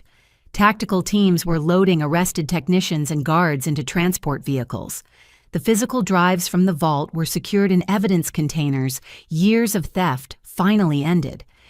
Valentina stood beside me, looking at the sunrise. "Dimitri would have liked you," she said quietly. "He believed technology should bring people together. Today it did." Eleanor's voice came through the command channel. "Alyssa, you need to see this. Phoenix 3 is still active. It's found something." Back at the command vehicle, monitors showed Phoenix 3's continued evolution. It had discovered a final server hidden deeper than the others. As it cracked, the encryption documents flooded our screens. Not stolen patents this time, but records of what had happened to inventors who'd fought back. "Names, dates, locations," Foster said grimly. "Murder made to look like accidents. This is evidence of dozens of killings." Including, I realized with cold certainty, details about Uncle Marcus.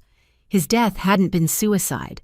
They'd killed him when he tried to reclaim his work, then used his death to break my parents, turning them into accomplices through guilt and fear. "Phoenix 3 is transmitting everything to law enforcement globally," Jackson reported. "Every crime, every cover-up, every corrupt official who helped them. It's all coming to light." I slumped in my chair, exhaustion hitting like a wave. The mission was complete, but the revelations would ripple for years. Phoenix 3 had evolved beyond encryption, beyond justice, into something that would forever change how innovation was protected. "It's over," Foster said, hand on my shoulder. "No." I corrected, watching Phoenix 3's beautiful, terrible code continue its work. "It's just beginning." The FBI interrogation room felt smaller with each revelation. Through the one-way glass, I watched Stevens crumble as Agent Foster presented him with Phoenix 3's discoveries.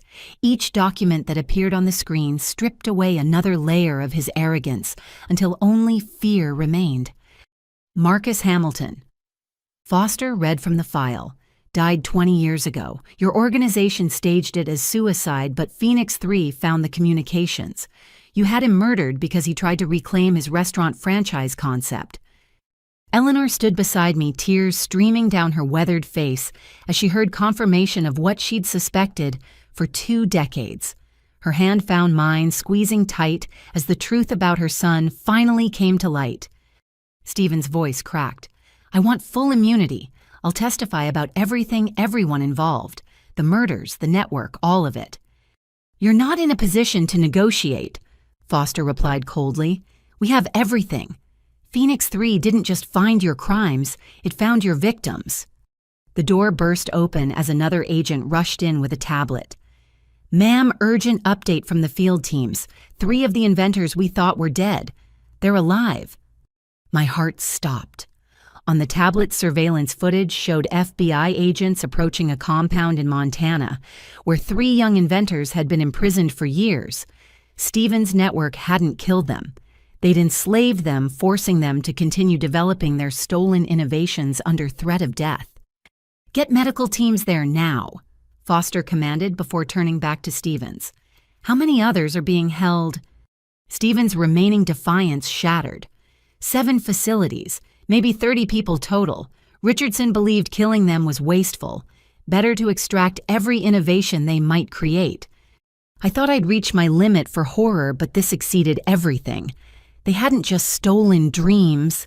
They'd stolen lives, imprisoning brilliant minds and forcing them to create for their captors' profit. "Locations, now." Foster's voice could have frozen fire. As Stevens provided coordinates, I returned to the command center where Phoenix 3 continued its relentless work. The algorithm had evolved again, now tracking financial transactions to identify buyers of stolen technology across decades. Every trail led somewhere new. "Alyssa," Jackson called from his screen, "you need to see what Phoenix 3 just uncovered in Morrison Tech's own systems."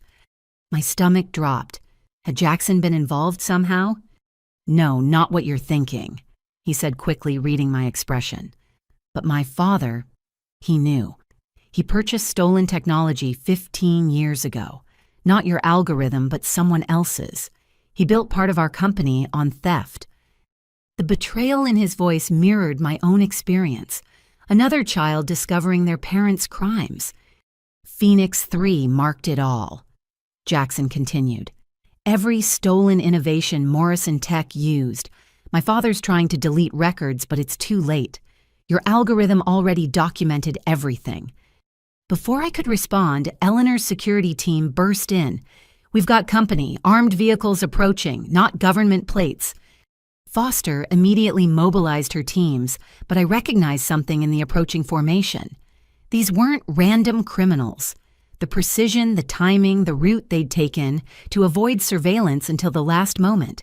This was military trained. "It's Chen." One of the freed inventors gasped over video link from Montana. "Dr. Marcus Chen, he ran the imprisonment facilities. Ex-military intelligence handles the security side of Richardson's operation. If Richardson's arrested, Chen's coming to eliminate witnesses." Dr. Chen, not my beloved advisor Catherine Chen, but someone using a similar name. Another layer of the network's deception.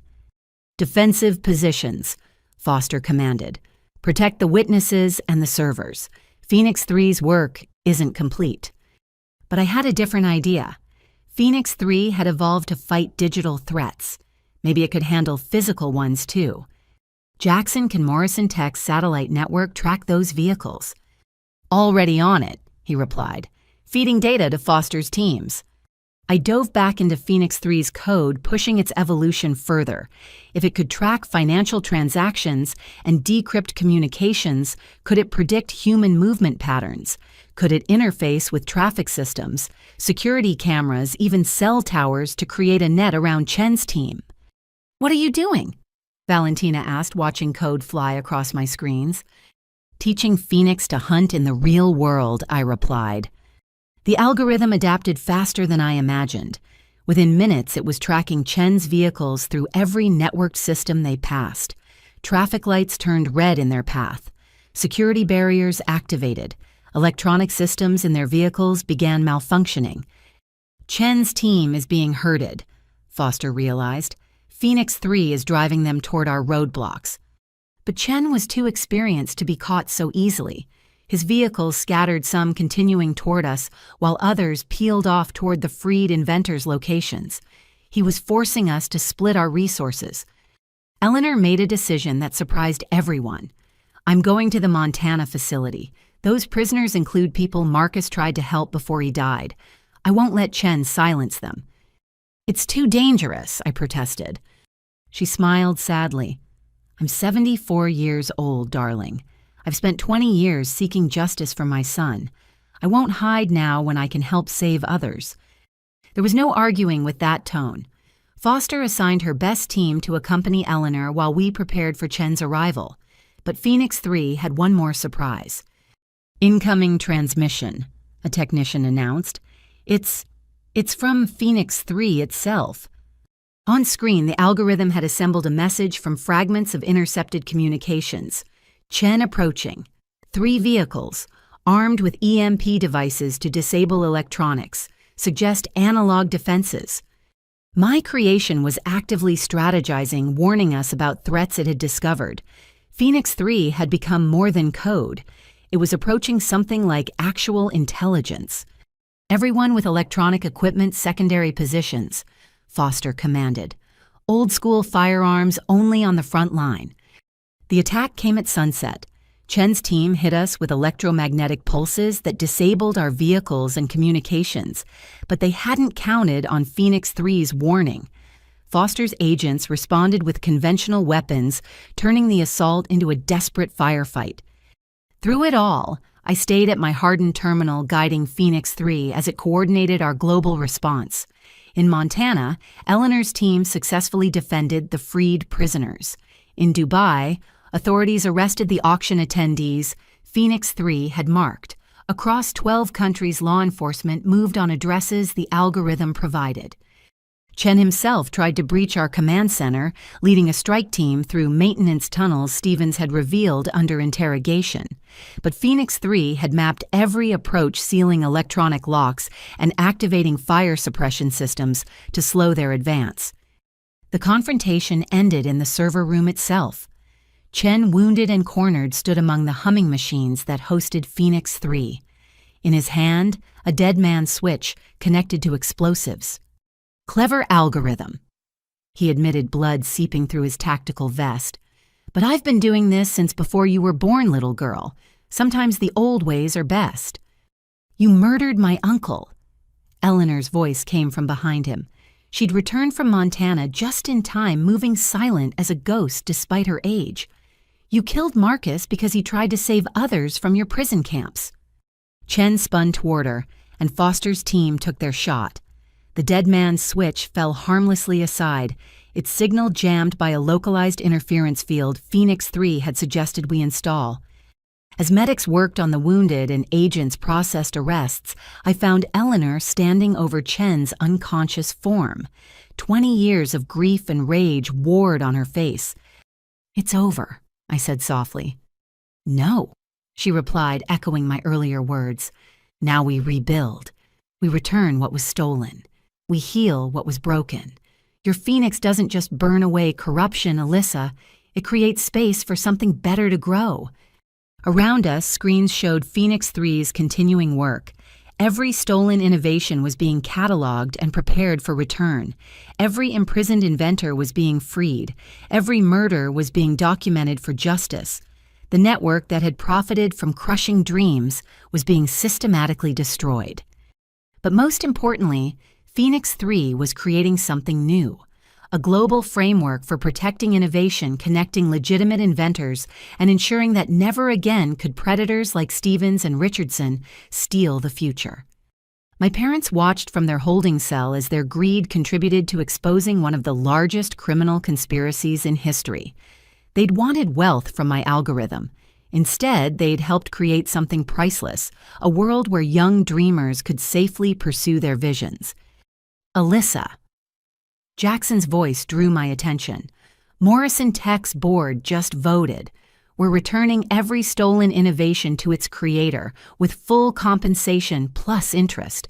And they want to fund the Phoenix Foundation, a global initiative to protect inventors based on your algorithm. I looked at Eleanor and Valentina at the freed inventors appearing on screens as they were rescued from facilities worldwide. Each face reflected the same mixture of pain and hope that I felt. "Tell them yes," I said. "Phoenix rises from ashes. It's time to see what we can build from these." 6 months later, I stood in the largest federal courtroom in Washington, D.C., watching as the most significant intellectual property trial in history unfolded. The room overflowed with journalists, inventors, and legal observers from around the world. Phoenix 3's discoveries had led to this moment, the complete dismantling of the Innovation Liberation Front and justice for hundreds of victims. Judge Margaret Chen presided, her reputation for fairness, making her the unanimous choice for this unprecedented case. No relation to the criminal Marcus Chen, she had volunteered to oversee the trials to help restore faith in the justice system. "Miss Carpenter, please take the stand," the lead prosecutor announced. As I walked past the defendant's table, I caught Stevens' eye. 6 months in federal custody had aged him decades. Gone was the slick attorney who'd orchestrated theft on a global scale, but it was the other defendants who drew my attention. My parents sat at the far end, unable to meet my gaze. "Please state your name for the record." "Alyssa Carpenter, inventor of the Phoenix encryption algorithm." The prosecutor, David Martinez, had spent months preparing for this moment. "Miss Carpenter, could you explain to the court how your algorithm was stolen?" I told the story from the beginning. The years of development at MIT, the breakthrough that created quantum-resistant encryption, my parents' betrayal, the forged signatures, the escalating conspiracy that followed. But I focused on something more important than my own loss. Phoenix 3 didn't just recover my work, I testified. It documented systematic theft spanning 20 years, murder disguised as accidents, inventors imprisoned and forced to continue creating, a network that profited from crushing innovation. Martinez presented evidence methodically, financial records showing billions in stolen technology sales, communications planning murders, videos from the imprisonment facilities where inventors were held. Each piece built an undeniable case. "Your algorithm evolved," Martinez noted. "Can you explain?" Phoenix was designed to protect. When faced with threats, it adapted. First to defend against theft, then to expose corruption, finally to prevent future crimes. It became what it needed to be. The defense attorney, a woman named Patricia Flores, who specialized in impossible cases, stood for cross-examination. "Miss Carpenter, isn't it true that Phoenix 3 exceeded its original parameters, that it invaded private systems without warrants?" "Phoenix 3 only accessed systems actively using stolen technology," I replied. "It followed the digital DNA of theft documenting crimes already in progress. Every invasion of privacy was preceded by the theft of someone's life work. But who gave you the right to create such a tool?" I thought carefully before answering. Who gave them the right to steal dreams, to murder inventors, to imprison brilliant minds? I created protection that evolved into justice because the system failed to provide either. Flores tried different angles, but Phoenix 3 had been too thorough. Every action was documented, every evolution justified by the threats it faced. The algorithm had become a perfect witness, incapable of lying or forgetting. When Valentina Petrov took the stand, the courtroom fell silent. She spoke about her brother's murder, her forced cooperation the moment she decided to fight back. Her testimony connected the human cost to the technical crimes. They didn't just steal code, she said, tears flowing freely. They stole futures. My brother dreamed of connecting the world through satellite technology. They turned his dream into a weapon and killed him when he resisted. The freed inventors testified via video link, some still too traumatized to appear in person. Each story added weight to the prosecution's case. A young woman forced to develop facial recognition technology used for human trafficking. A programmer whose educational software was weaponized for surveillance. Years of captivity creating under threat of death. Then came the moment I dreaded. My parents took the stand. My mother went first, trying to paint herself as a victim. Stevens manipulated us. We were desperate in debt. He promised to help. But Martinez had Phoenix 3's recordings, every conversation where my parents actively participated in planning the theft, their attempts to sell evidence to Chen, their willingness to betray me repeatedly for money. You knew your daughter's algorithm could save lives, Martinez pressed. Yet you sold it for gambling debts. My mother's facade cracked. She never shared her success with us. We sacrificed everything for her education. So you felt entitled to steal her life's work. The questioning revealed the depth of my parents' involvement. They hadn't just betrayed me. They'd identified other young inventors for Stevens to target. They'd refined the psychological manipulation techniques used to break families apart. They were architects of pain, not victims. My father's testimony was worse. He showed no remorse, only anger at being caught. The girl got too big for herself, he spat. Forgot where she came from. We gave her life. We deserved compensation. I closed my eyes, hearing Eleanor's sharp intake of breath beside me. Even knowing the truth, hearing such naked greed from someone who'd raised me cut deep. Morrison Tech's involvement became public when Jackson testified. He revealed his father's knowing purchase of stolen technology years earlier, accepted full responsibility as the current CEO, and announced Morrison Tech's commitment to restoration. We built success on others' stolen dreams, Jackson admitted. Phoenix 3 showed us the truth. We can't undo the past, but we can ensure it never happens again. His testimony carried weight because he wasn't required to give it. Morrison Tech had already reached settlements with victims. Jackson appeared voluntarily, adding corporate accountability to individual justice. The trial's most dramatic moment came when Phoenix 3 itself was presented as evidence. Martinez requested permission to demonstrate the algorithm's evolution in real time. Judge Chen, after careful consideration, agreed. On massive screens, Phoenix 3 came alive.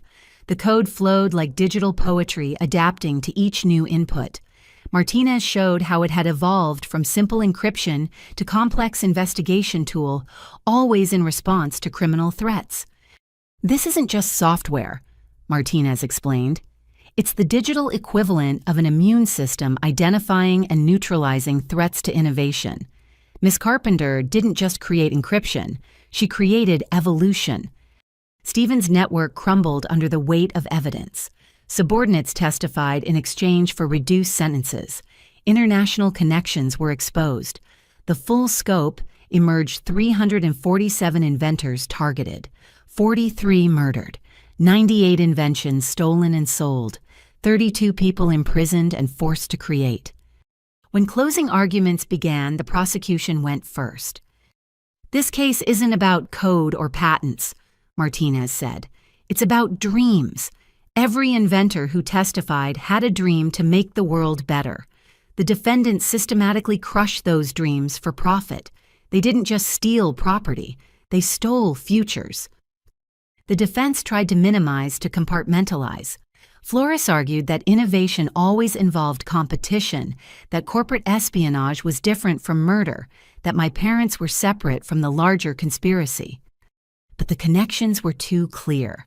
Phoenix 3 had mapped every relationship, every transaction, every crime. The network was exposed as a single organism feeding on others' creativity. Judge Chen took 3 days to deliver her verdict. When she returned, the courtroom was packed beyond capacity. This court has seen evidence of the systematic theft and suppression of human innovation, she began. The defendants created a network that profited from destroying dreams and, in too many cases, lives. Guilty verdicts rang out for every major charge. Stevens received life without parole for orchestrating murders. Richardson and Chen got similar sentences. The international facilitators faced decades in prison.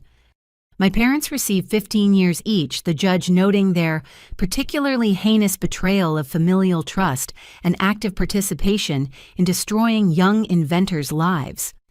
As they were led away, my mother finally looked at me. No apology in her eyes, only resentment. My father didn't look at all. The people who'd raised me were strangers, and perhaps always had been. But the verdicts were only part of the victory. Judge Chen announced the establishment of the Phoenix Protocol international law, protecting inventors based on principles derived from Phoenix 3's evolution. Patent theft would be treated as severely as physical theft. Innovation would be protected by the same systems that had exposed its predators. Furthermore, Judge Chen continued, all stolen innovations documented by Phoenix 3 are hereby returned to their rightful creators with full restoration of rights and compensation determined by independent arbitration. The courtroom erupted. Inventors who'd lost everything suddenly had hope. Families of murdered creators would see their loved ones' dreams realized. The future stolen by greed would be returned to those who'd imagined it. Outside the courthouse, thousands had gathered, inventors from around the world holding signs with their stolen innovations. As I emerged, they didn't cheer or mob me. Instead, they stood in silent tribute to what we'd all lost and what we'd finally reclaimed. Eleanor stood beside me, tears streaming down her face. Marcus would be so proud, not just of the victory, but of how you achieved it. You didn't just fight back. You evolved. Valentina hugged me tightly. My brother's satellite network will finally connect the world as he dreamed. Thank you. Jackson waited by the car, having testified against his own father's legacy to support justice. The Phoenix Foundation is ready to launch. We have funding, global support, and most importantly, Phoenix 3 to protect future innovators.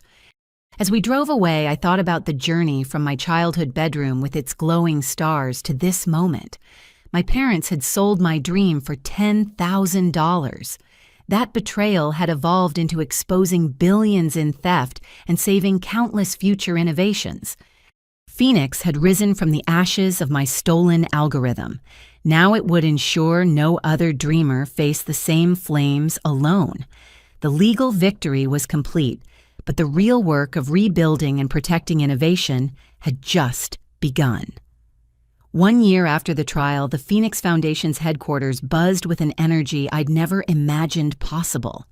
The building donated by Morrison Tech had transformed from corporate sterility into a creative haven where inventors from around the world gathered to develop their dreams safely. I stood in my office looking out at the main workshop floor where Valentina worked, with a team on implementing her brother's satellite network. Nearby, Dr. Chen, my actual advisor Catherine, not the criminal who'd stolen her name, mentored young inventors who'd been freed from the imprisonment facilities. Each story of recovery added another layer to our mission. The Beijing office just confirmed. Jackson announced entering with a tablet full of updates. They've prevented another attempted patent theft using Phoenix 3's detection protocols. The would-be thieves didn't even know they'd been caught until authorities arrived. As CEO of the reformed Morrison Tech and co-director of the Phoenix Foundation, Jackson had become essential to our mission. Our partnership, both professional and personal, had grown from shared trauma into something stronger. We understood the weight of inherited sins and the determination to build something better. "How many is that this month?" I asked. 47 attempted thefts prevented globally, he replied. Phoenix 3's predictive algorithms are getting better at identifying threats before they materialize. A knock interrupted us. Eleanor entered, moving slower than she used to, but still radiating determination. At 75, she served as the Foundation's ethical advisor, ensuring we never forgot the human cost of innovation theft. "The first graduates are ready," she announced, pride evident in her voice. We made our way to the ceremony hall where 23 young inventors waited to receive their certificates from our protection program. Each had developed innovations while under the Foundation's shield, their work safeguarded by Phoenix 3 and supported by our resources. Among them stood Maya Patel, whose water purification system would bring clean drinking water to millions. Beside her, Jerome Washington clutched the prototype for his affordable insulin production method. Each face reflected the same mixture of pride and relief. They'd created without fear of theft. "You represent more than yourselves," I addressed them. "You're proof that innovation thrives when protected, that dreams grow stronger when nurtured safely. Your success honors everyone who couldn't see their visions realized." The ceremony concluded with each inventor demonstrating their creation. The room filled with wonder as medical devices, educational tools, environmental solutions, and technological advances were revealed. Phoenix 3 monitored everything, creating an unbreakable chain of documentation that would protect their work forever. Later in the rehabilitation wing, I visited a group that represented our most challenging mission. My parents sat in the therapy circle participating in the restorative justice program we'd established for family members who'd betrayed inventors.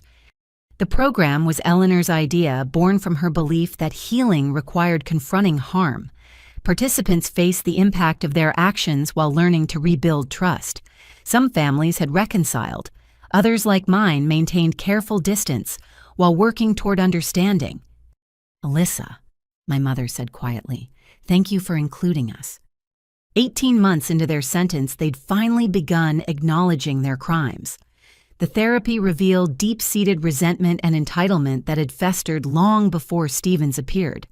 They'd viewed my success as something owed to them rather than something to celebrate. "I'm glad you're participating," I replied carefully. Dr. Sarah Winters, our lead therapist, had coached me on maintaining boundaries while allowing space for growth. My father struggled more with the program. "I still don't understand why you couldn't have just shared. We're family." "Because sharing and stealing aren't the same thing," Eleanor interjected. She attended every session involving my parents, a protective presence, ensuring they faced truth. "You didn't ask to share in Alyssa's success. You tried to steal it." The session continued with other families sharing their experiences. Some stories ended in reconciliation, others in permanent separation. But each participant was working towards something important, ensuring the cycle of betrayal wouldn't continue. After the session, I found myself in the memorial garden we'd created for inventors who didn't survive to see justice. 43 names were etched into black granite, including Marcus Hamilton. Fresh flowers lay at the base, left by families and fellow inventors who refused to let their memories fade. Valentina found me there as she often did when the weight of our work grew heavy. "The satellite network goes live tomorrow," she said. "Dimitri's dream finally realized." We stood in comfortable silence, remembering those lost while building for those still creating. The garden had become sacred space, reminding us why our work mattered. "Miss Carpenter," a young voice interrupted gently. I turned to find Lisa Chen, a 17-year-old who'd applied to our youth program. No relation to either Dr. Chen, she'd chosen her name after aging out of foster care, inspired by our story of overcoming betrayal. "I got in," she said, holding up her acceptance letter. "The Youth Innovation Program accepted my proposal for biodegradable electronics." "That's wonderful, Lisa. You'll have full protection and support to develop your idea safely." Her eyes filled with tears. "I never thought I'd have a chance. Foster kids don't usually get to dream big." "They do now," Eleanor said firmly. "The Phoenix Foundation ensures everyone with a vision has the chance to pursue it safely." As Lisa hurried off to share her news, Jackson's phone chimed with an alert. He checked it and smiled. Phoenix 3 just flagged something interesting. Not a threat this time, an opportunity. A group of inventors in Nigeria have been collaborating on renewable energy solutions. They've requested foundation protection. We returned to the operations center where Phoenix 3's evolution continued to amaze. The algorithm no longer just protected against threats. It actively identified promising innovations and connected inventors who could benefit from collaboration. It had become a matchmaker for complementary dreams. Approved, I said after reviewing the Nigerian team's work. Set up the protective protocols and see what resources they need. The day continued with typical foundation business. Legal teams pursuing remaining members of Stephen's network. Educational programs teaching young inventors about protecting their work. Corporate partnerships ensuring ethical development of new technologies. Each element contributed to a new ecosystem where innovation could flourish safely. That evening, the Foundation hosted its monthly showcase where protected inventors presented their progress to potential ethical investors. The auditorium filled with people who understood that supporting innovation meant respecting its creators. Before we begin, I addressed the crowd. Let's remember why we're here. Every innovation represents someone's dream to improve the world. Our role is to ensure those dreams develop freely, safely, and ethically. The presentations began each more impressive than the last. Medical devices that would save lives, educational platforms that would democratize learning, environmental solutions that could help save the planet, all protected by Phoenix 3, all supported by the Foundation, all proof that innovation thrived when freed from fear. Jackson took the stage to announce Morrison Tech's latest initiative, a $1 billion fund, specifically for inventors from communities traditionally excluded from technology development. Innovation has no boundaries, he declared. Neither should opportunity. As the evening progressed, I noticed my parents in the audience. They attended these showcases as part of their rehabilitation, witnessing what innovation looked like when nurtured rather than exploited. My mother watched with something approaching understanding. My father still seemed to struggle with the concept of creation without personal profit. 10 years ago, I placed glow-in-the-dark stars on my bedroom ceiling and dreamed of using science to change the world. I concluded the showcase. That dream was nearly destroyed by greed and betrayal. But from those ashes, something stronger emerged. Not just Phoenix 3, but a global commitment to protecting dreams. Together, we're ensuring no inventor stands alone. The applause was warm but subdued. Everyone here understood we were building on tragedy, creating hope from loss. The Phoenix Foundation wasn't just about protecting innovation. It was about healing the wounds left by those who'd tried to steal the future. Later, as the building emptied, Eleanor and I performed our nightly ritual. We walked through each department, checking on overnight projects and ensuring security protocols were active. Phoenix 3 hummed quietly in its quantum servers, ever vigilant against threats while nurturing new possibilities.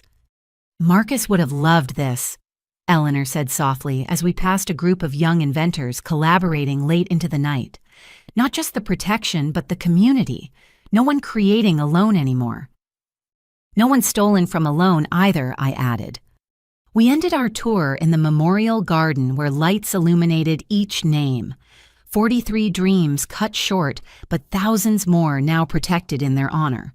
The Phoenix Foundation had become more than we'd imagined, not just a shield against theft, but an incubator for shared vision. As we prepared to leave, my phone buzzed with a message from one of the freed inventors.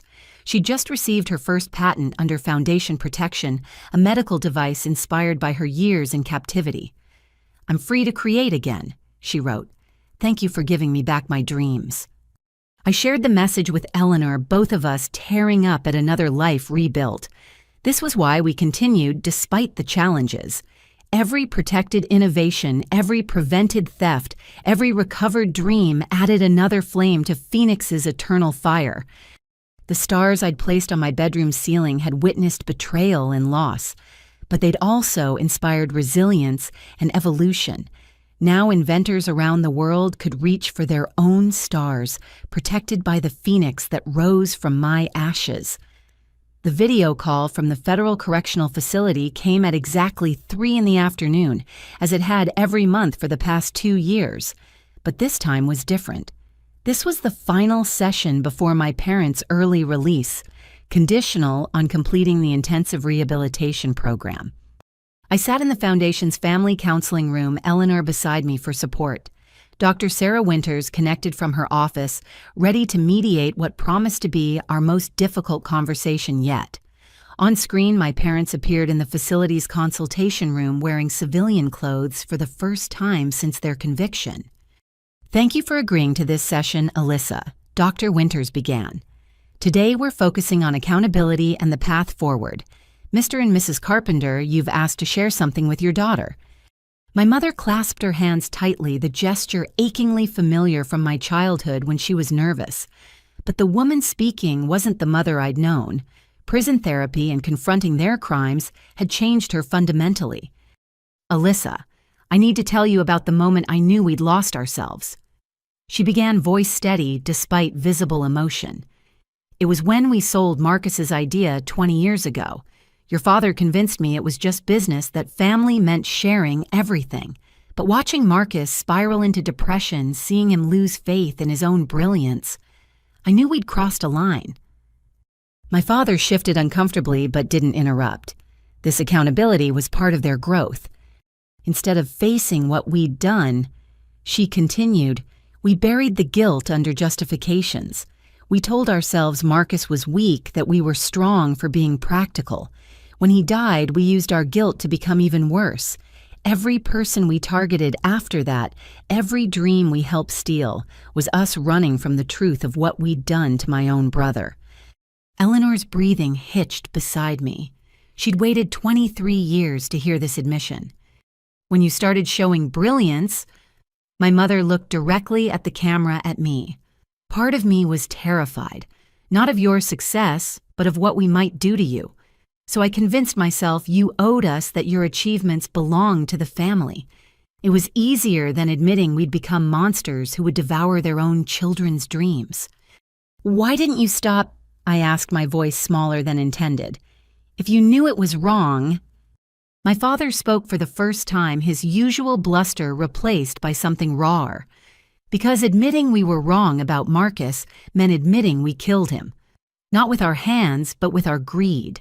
Every theft after that was us doubling down on the lie that we were justified.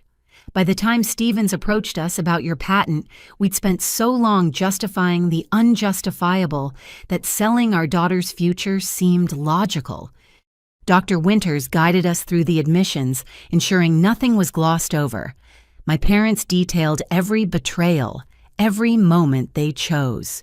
Greed over love. The other families they'd identified for Stevens, the way they'd studied psychological manipulation to break trust between inventors and their loved ones, the techniques they'd refined to make victims doubt themselves.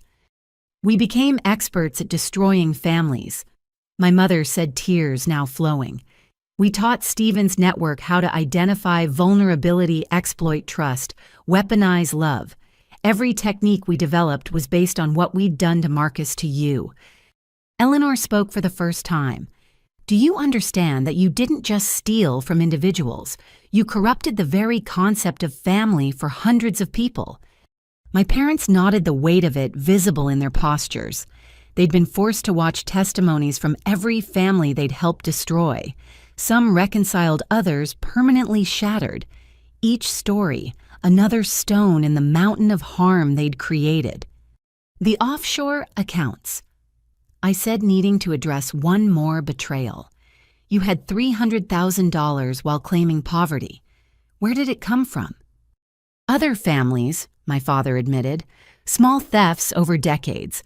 We'd identify relatives with modest success and manipulate them into investments that we'd pocket. Never enough for them to pursue legally, always enough to feed our sense of entitlement." The full picture was staggering. My parents hadn't just betrayed me. They'd built a lifetime of exploitation, perfecting their techniques until Stevens recognized kindred spirits. My algorithm had simply been their biggest score, not their first theft. "What do you want from me?" I asked, exhaustion seeping into my bones. You'll be released next month. Are you expecting forgiveness? Money? A relationship? My parents exchanged glances, communicating in the silent language of long marriage. Finally, my mother spoke. We want to make amends. Real amends, not just words. We've signed over everything we have left to the Foundation's Victim Fund. It's not much after legal fees and restitution, but it's a start. We've also agreed to work with the FBI, helping them identify other family exploitation networks using our old techniques. And, my father added with difficulty, we want to volunteer for the Foundation's speaking program, warning families about how manipulation starts, how entitlement grows, how love becomes weapon. If our story prevents one family from destroying itself, Dr. Winters interjected gently. Alyssa, you're under no obligation to accept their efforts or maintain contact. This session is about their accountability, not your forgiveness. I looked at Eleanor, drawing strength from her presence. She'd lost her son to my parents' first major betrayal, yet she dedicated her remaining years to preventing others from suffering the same loss. Could I find similar grace? I can't forgive you, I said finally. Not yet, maybe never. The trust you broke was foundational. Every time I achieve something, part of me wonders who might try to steal it. You didn't just take my algorithm. You took my ability to trust family unconditionally. My mother's face crumpled, but she nodded. We understand. We stole more than property. We stole security, faith, the very concept of unconditional love. That's not something apologies can restore. But, I continued, I won't stop you from trying to make amends. If sharing your story prevents others from walking your path, if your expertise helps identify exploitation before it destroys families, then something useful might come from this pain. The session continued with practical discussions. My parents would work with Foundation counselors to develop their presentation. They'd have no access to current inventors or proprietary information. Their work would focus solely on prevention and education. Any attempt to profit from their story would result in immediate legal action. There's one more thing, my father said as we prepared to end the call, the notebook. My mother reached off screen and produced a worn leather journal. After Marcus died, I started documenting everything, not for evidence, but as punishment. Every family we targeted, every dream we helped steal, every technique we developed. I couldn't stop myself from participating, but I could ensure a record existed. She held it up to the camera. 412 pages of our crimes. Names, dates, methods, amounts. Some victims the FBI hasn't found yet. People who don't even know they were manipulated by us. We're turning it over to help them get justice. The weight of their crimes, meticulously self-documented, hung heavy in the digital space between us. Part of my mother had known the evil of their actions even while committing them. She'd created evidence against herself, perhaps knowing someday reckoning would come. Why document it if you weren't going to stop? Eleanor asked the question I couldn't voice. Because some part of me hoped Alyssa would be strong enough to stop us, my mother admitted. Every entry was a breadcrumb leading to our crimes. I think I knew that someday my brilliant daughter would need evidence to break free. I just didn't expect it to happen through Phoenix 3. The session ended with scheduling for their release supervision. They'd live in a halfway housework with the Foundation's rehabilitation program and slowly attempt to rebuild something from the ashes of their choices. Whether that rebuilding included me remained uncertain. As the screen went dark, Eleanor pulled me into a fierce hug. You handled that with more grace than they deserved. Did I sank into a chair, emotionally drained. I wanted to scream at them, to make them feel a fraction of the pain they caused. Instead, I discussed logistics like they were stranger requesting Foundation services. Because you've evolved beyond their damage, Eleanor said firmly. They tried to make you like them. Suspicious, entitled, willing to exploit trust. Instead, you became someone who protects others' dreams. That's the greatest revenge and the most complete victory. Dr. Winters added her thoughts before disconnecting. Healing isn't about forgetting harm or forced forgiveness. It's about choosing how that harm shapes us. You've chosen to build rather than destroy. Your parents are finally choosing accountability over justification. Whether those paths intersect again is entirely your decision. That evening, the foundation hosted a special event. Families affected by patent theft gathered to share their stories and healing journeys. Some had reconciled after years of work. Others maintained careful boundaries while supporting each other's growth. A few had severed contact, permanently finding peace in separation. I spoke about my journey, the complicated emotions of loving parents who'd betrayed fundamental trust. They gave me life, then tried to steal my life's work.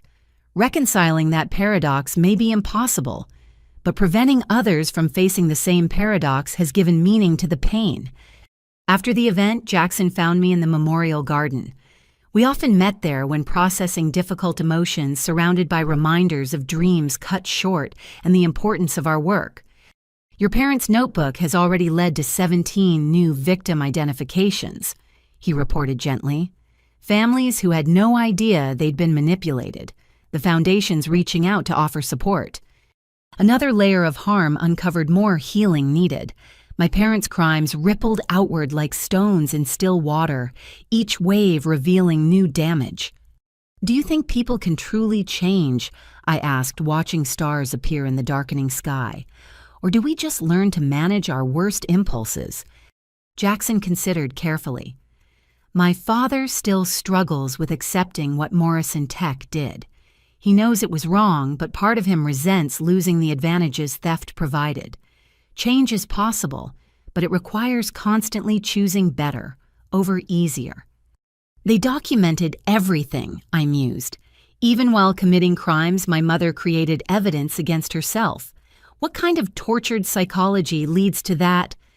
Maybe the same kind that leads someone to place stars on their ceiling while dreaming of changing the world, Jackson suggested. The part that knows better, hopes for better, even when making terrible choices. We sat in companionable silence as night fell. Tomorrow would bring new challenges, new inventors to protect, new threats to counter. My parents would soon re-enter the world, attempting to rebuild from the rubble of their choices.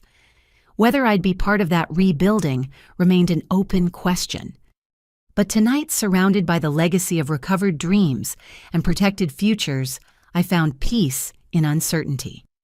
My parents had taught me through their negative example the importance of choosing creation over exploitation. Their crimes had birthed Phoenix 3 and the global protection network that followed. From betrayal protection, from theft security, from broken trust, a worldwide commitment to nurturing dreams safely. The family reckoning was complete even if family reconciliation remained distant. Sometimes the greatest honor we can give our pain is ensuring others don't suffer the same wounds. The stars above eternal and unchanging witnessed both destruction and rebirth. Like the phoenix that named my creation, we rose from ashes not unscarred, but undaunted, building tomorrow on the lessons of yesterday's flames. 5 years had passed since Phoenix 3's evolution began, and the world had fundamentally changed. I stood before the United Nations General Assembly preparing to address representatives from 193 nations about the Phoenix Protocol's global implementation. The shy girl who'd placed stars on her bedroom ceiling could never have imagined this moment. Distinguished delegates. I began my voice carrying across the vast hall. 5 years ago, my encrypted algorithm was stolen by criminals who'd built an empire on crushing innovation. Today, that same algorithm protects over 1 million inventors across every nation represented here. Phoenix 3 has evolved from defense against theft to active nurture of human creativity. The presentation screens showed real-time data from Phoenix 3's global network. Green dots represented protected innovations currently in development. Blue indicated successfully launched inventions that had reached market. Gold marked collaborations between inventors from different nations. The map pulsed with activity, a living testament to human creativity unleashed. In Nigeria, Dr. Adaora Okafor's malaria vaccine, protected by Phoenix protocols, has saved 300,000 lives this year alone. Her work was previously stolen twice by pharmaceutical companies, who shelved it to protect existing profits. Now it's freely manufactured across Africa. Images of vaccination clinics filled the screens, children receiving protection that theft had nearly denied them. In Bangladesh, Rashida Khatun's water recycling system has brought clean water to 12 million people. Previous attempts to develop this technology were suppressed by companies selling expensive filtration systems. Phoenix 3 ensured her innovation reached those who needed it most. The examples continued, each representing dreams that would have been crushed without protection. Medical devices making surgery safer, educational platforms reaching isolated communities, agricultural innovations feeding hungry populations, energy solutions combating climate change. Every innovation, a life saved, a future secured, a dream realized. But Phoenix 3's evolution hasn't stopped, I continued. The algorithm now identifies potential innovations before they're fully formed, connecting inventors with complementary skills. It predicts resource needs and matches them with ethical investors. It's become not just a shield, but a catalyst. Jackson took the podium next, representing the corporate commitment to ethical innovation. Morrison Tech had transformed from a company built partially on theft to a leader in protecting intellectual property. The business community once viewed innovation as a zero-sum game, he stated. Steal or be stolen from. Phoenix 3 proved that protecting innovation creates more wealth than theft ever could. When inventors feel safe, they create more. When creations are protected, they improve faster. When improvements benefit everyone, economies thrive. He presented economic data that made even skeptics take notice. Nations implementing Phoenix protocols showed 30% higher innovation rates. Patent applications had tripled globally. More importantly, innovations were reaching market 40% faster, no longer delayed by fear of theft or legal battles. Valentina followed now, leading the Phoenix Foundation's global expansion. Her brother's satellite network, finally realized, provided free internet to remote regions, enabling inventors everywhere to access Phoenix protection. Innovation has no borders, she declared. A farmer in Peru might solve hunger. A teenager in Mongolia might cure cancer. A grandmother in Alaska might reverse climate change. Phoenix 3 ensures every dreamer, regardless of location or resources, can pursue their visions safely. The session included testimony from reformed criminals who'd once profited from theft. My parents, now 5 years into their redemption journey, appeared via video link from their workshop, where they taught ethical business practices to at-risk youth. We spent decades stealing dreams, my father admitted to the assembly. We convinced ourselves that exploitation was clever business. Phoenix 3 exposed our crimes, but more importantly, it showed us the true cost of theft. Every stolen innovation was a problem unsolved, a life unsaved, a future darkened. My mother continued, "We now dedicate our remaining years to preventing others from walking our path. The Phoenix Foundation's rehabilitation program gave us a chance to transform our expertise in manipulation into education about ethical practices. We can't undo our crimes, but we can help ensure they're never repeated." Their transformation, while never erasing their crimes, had become integral to preventing future theft.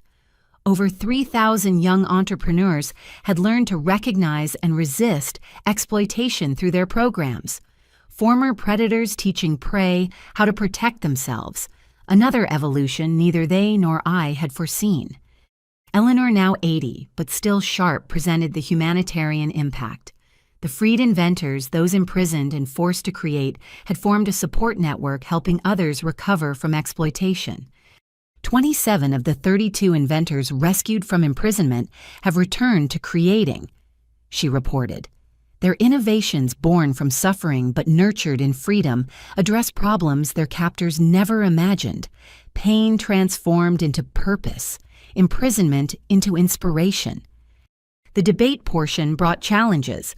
Representatives from nations with weak intellectual property laws argued Phoenix protocols infringed on sovereignty.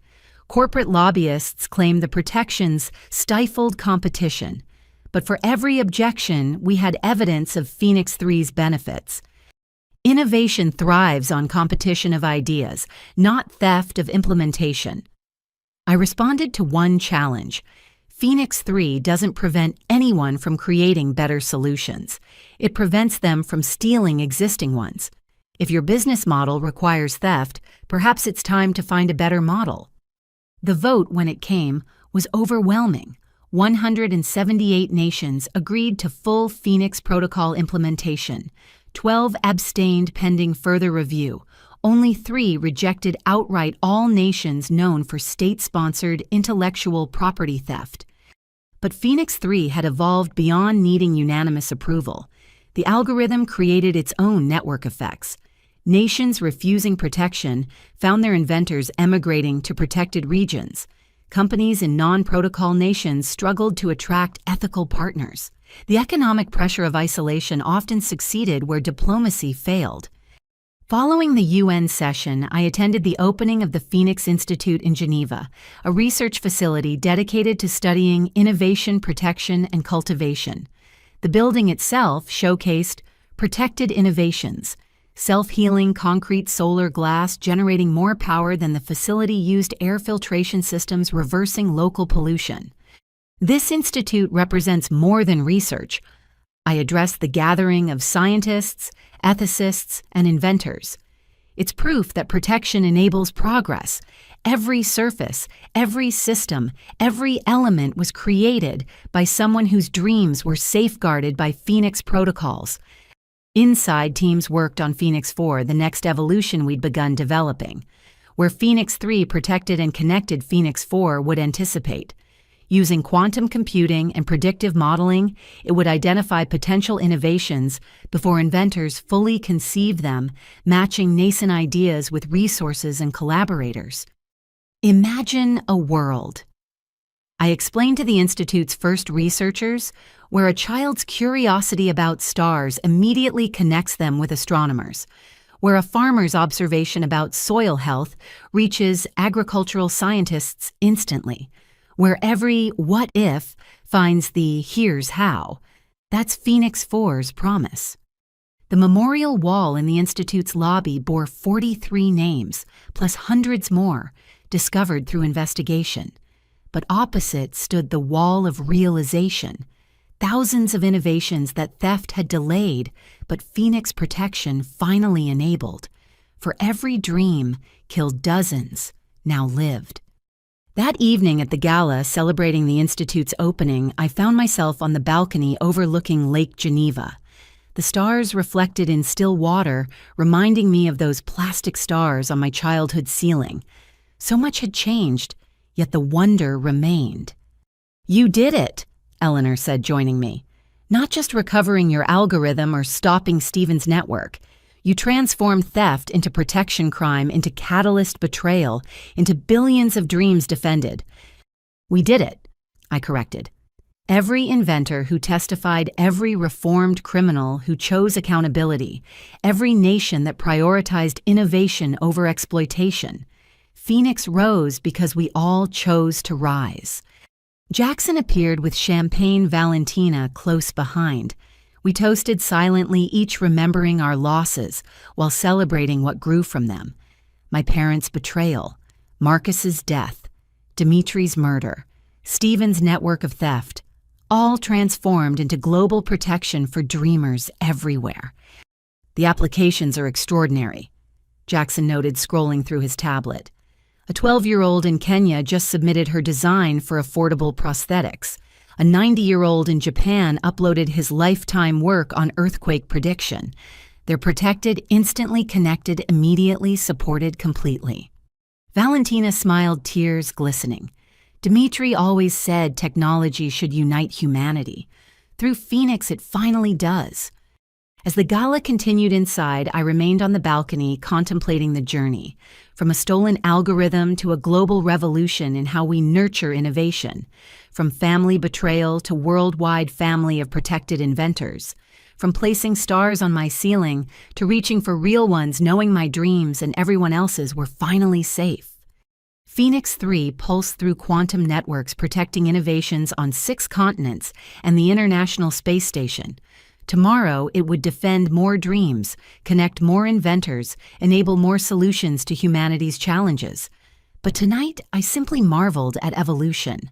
Of an algorithm of criminals into teachers of theft, into protection of a broken-hearted girl, into someone who helped heal the world's relationship with innovation. The stars above Geneva sparkled with the same wonder as those plastic ones from my childhood. But now they witnessed not just dreams, but dreams protected not just hope, but hope realized. The global impact of Phoenix continued expanding an eternal flame of human creativity that no thief could ever again extinguish. 10 years had passed since my parents sold my algorithm. I stood in that same childhood bedroom, now converted into a nursery, watching my daughter Emma reach for the quantum physics mobile spinning overhead.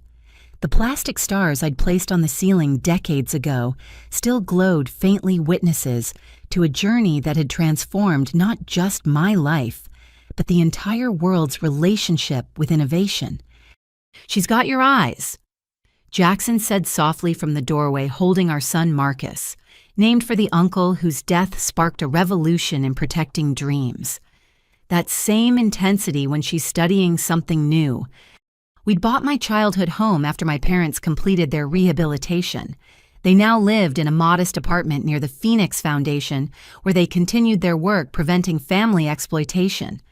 Our relationship remained complex, but had evolved towards something resembling peace, if not complete forgiveness. The house had been transformed. What was once a monument to betrayal now hosted the Phoenix Foundation's family program, where inventors brought their children to learn about ethical innovation. Emma's nursery was temporary. Soon this room would again inspire young dreamers, but now with protection built into its very walls. "The Geneva team called," Jackson continued. "Phoenix 5 is ready for deployment." Phoenix 5. The algorithm had evolved beyond even my wildest imagination. Where Phoenix 3 protected and Phoenix 4 anticipated, Phoenix 5 actively nurtured. It identified children with innovative potential and surrounded them with resources, mentorship, and protection from their first creative impulse. I lifted Emma, her tiny fingers immediately reaching for the holographic display, showing Phoenix 5's neural network. "Your world will be different," I whispered to her. "You'll never fear someone stealing your dreams because protection will be woven into the fabric of creation itself." Eleanor appeared in the doorway, moving carefully at 85, but still refusing assistance. "The documentary crew is ready for your final interview," she informed me. Her own story had become central to the Phoenix narrative, a mother who transformed grief into global change. We made our way to the living room where an international film crew had spent the week capturing the Phoenix story. Their documentary, From Ashes, the Phoenix Algorithm Revolution, would premiere at the United Nations next month. Dr. Carpenter. The director began, 10 years ago, your parents' betrayal seemed like the end of your dreams. Today, Phoenix protects over 50 million inventors worldwide. Can you reflect on that journey? I settled into the chair, Emma contentedly playing with a quantum-encrypted toy that would have been science fiction when I was her age. "The betrayal wasn't the end," I said. "It was transformation. My parents tried to sell my algorithm for $10,000. Today, Phoenix-protected innovations have generated over $12 trillion in economic value. But the real value isn't monetary." I gestured to the wall displaying real-time Phoenix statistics. 800,000 medical innovations protecting lives, 2 million educational tools spreading knowledge, 5 million environmental solutions healing our planet. Each represents someone's dream, realized rather than stolen. "The criminals who stole from you," the director prompted, "where are they now?" Stevens died in prison 3 years ago, I replied. He never expressed remorse, but his detailed confession helped us identify victims even he'd forgotten. Richardson serves life without parole, teaching ethics courses to inmates as part of his plea agreement. The network they built is gone, replaced by protection protocols they could never have imagined. And your parents? I paused, choosing words carefully. They're in the next room preparing tomorrow's workshop on recognizing exploitation. They've spent 8 years teaching others to avoid their path. 5,000 families have learned to protect rather than prey on each other through their program. They can't undo their crimes, but they've prevented countless others. Through the window, I could see them in the converted garage, my mother reviewing presentation slides, while my father tested the projection equipment. Age and accountability had humbled them. The parents who'd sold my dreams now dedicated their remaining years to protecting others. Phoenix 3 has evolved far beyond your original creation, the director noted. Some argue it's achieved a form of consciousness. How do you respond? Phoenix exists in the space between human creativity and digital possibility. I explained. It learns, adapts, and protects, with sophistication I never programmed. Whether that's consciousness or simply very complex pattern recognition doesn't matter. What matters is that it works. Emma gurgled, reaching for the camera. The crew smiled as I adjusted her position. Your daughter will grow up in a world where innovation is protected by default, the director observed. What do you hope for her? That she never experiences the fear of theft that paralyzed previous generations. That her creativity flows freely, knowing Phoenix will protect whatever she creates. That she collaborates rather than competes, builds rather than hoards, shares rather than steals. Valentina entered with her own children, twins, who'd been born on the 5th anniversary of Phoenix 3's launch. The Stockholm presentation went perfectly, she reported. Sweden just became the 50th nation to achieve full Phoenix integration. 100% of their inventors are now protected. The doorbell rang and Jackson returned with Dr. Chen and several young inventors from the Foundation's mentorship program. It was Thursday, our traditional gathering where experienced creators guided newcomers. My childhood home had become a nexus of protected innovation. Alyssa. One young inventor approached nervously. I wanted to thank you. My sustainable farming system just received its first major contract. Without Phoenix protection, bigger companies would have stolen it immediately. These moments still moved me. Each protected dream validated the pain of the journey. As the documentary crew captured our gathering, I reflected on the statistics Eleanor had compiled for Phoenix's 10th anniversary. 1.2 million prevented thefts. 800,000 recovered innovations returned to rightful creators. 93% reduction in patent litigation. 30% increase in global innovation rate. But numbers couldn't capture the human impact. The inventor who'd attempted suicide after theft now ran a thriving medical device company. The teacher whose educational software was stolen now saw it freely distributed to millions of students. The farmer whose drought-resistant crops were suppressed now fed entire nations. Each story a testament to protection enabling progress. The rehabilitation programs have been remarkably successful, the director noted during a break. Even hardened criminals have transformed. How? By showing them the true cost of theft, Eleanor answered. Every criminal in our program must face their victims, see the innovations that never happened, understand the problems that went unsolved. When you truly comprehend that stealing a water purification system meant thousands died from preventable disease, transformation becomes possible. My parents emerged from their workshop preparation, joining us hesitantly. The gathering always included them, now their expertise in recognizing manipulation invaluable for protecting young inventors. Tomorrow we're teaching about generational exploitation, my mother explained to the documentary crew, how families sometimes view children's success as parental property. It's our most difficult workshop because we use ourselves as the cautionary tale. but necessary, my father added.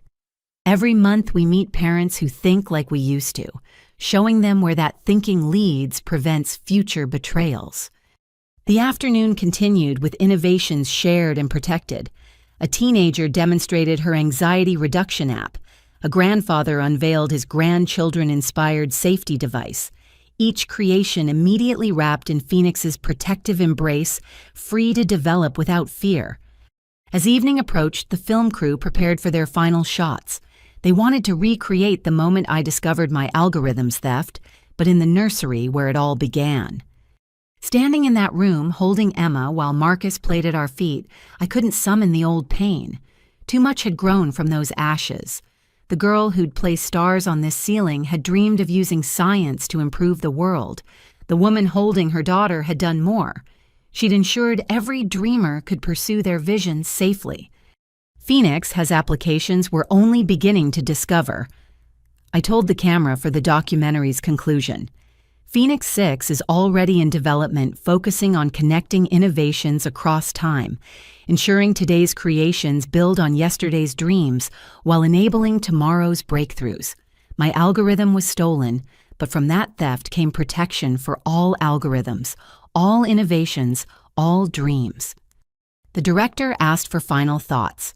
I looked at the ceiling stars at my children who'd never know innovation, fear at the walls that once witnessed betrayal, now hosting protection. My parents sold my life's work for what they thought was $10,000. In trying to steal my future, they accidentally created a better future for everyone. Every protected innovation, every prevented theft, every nurtured dream stems from their betrayal. They've spent years earning redemption by preventing others from following their path. I paused Emma's hand wrapping around my finger with infant determination. The phoenix is a creature of cycles, death and rebirth, ashes and flame. My stolen algorithm died 10 years ago. What rose from its ashes protects the dreams of millions. That transformation from theft to protection, from betrayal to benefit, from individual loss to collective gain. That's the true triumph. The crew packed up as our weekly gathering continued. Inventors of all ages and backgrounds shared their work, knowing Phoenix protected every idea voiced in these walls. My childhood home had become holy ground for innovation, where dreams were safe to take their first breath. Later, as Jackson and I put our children to bed under those same plastic stars, I marveled at the journey. A stolen algorithm had evolved into global protection. Parents who'd betrayed trust now taught others to preserve it. A network of thieves had been replaced by a web of support. Individual tragedy had sparked collective triumph. "Mama's stars," Emma said clearly, her first complete phrase pointing at the ceiling. "Yes," I whispered, tears flowing freely. "Mama's stars, and now they protect everyone's dreams." Through the nursery window, the actual stars sparkled in clear sky. Somewhere in a lab or garage or bedroom, another dreamer was creating something wonderful. And Phoenix was there, invisible but vigilant, ensuring their innovation would flourish rather than be stolen. The algorithm my parents sold had been worth billions, but its transformation into global protection, that was priceless. The triumph wasn't in recovering what was stolen, but in ensuring no one else would suffer the same theft. As sleep claimed my children under protective stars, both plastic and real, I knew the phoenix would continue rising. Each generation of the algorithm grew stronger. Each protected innovation sparked others. Each prevented theft, saved not just property, but potential. From my ashes had risen a world where dreams were sacred, where innovation was birthright, where the stars every child reached for were finally, eternally safe. What would you do if your family betrayed your life's work? Have you ever had to choose between family loyalty and protecting your dreams? Share your thoughts in the comments below.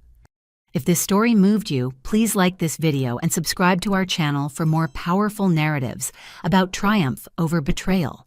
Share it with someone who needs to hear that their dreams are worth protecting. Thank you for joining Alyssa's journey from theft to triumph.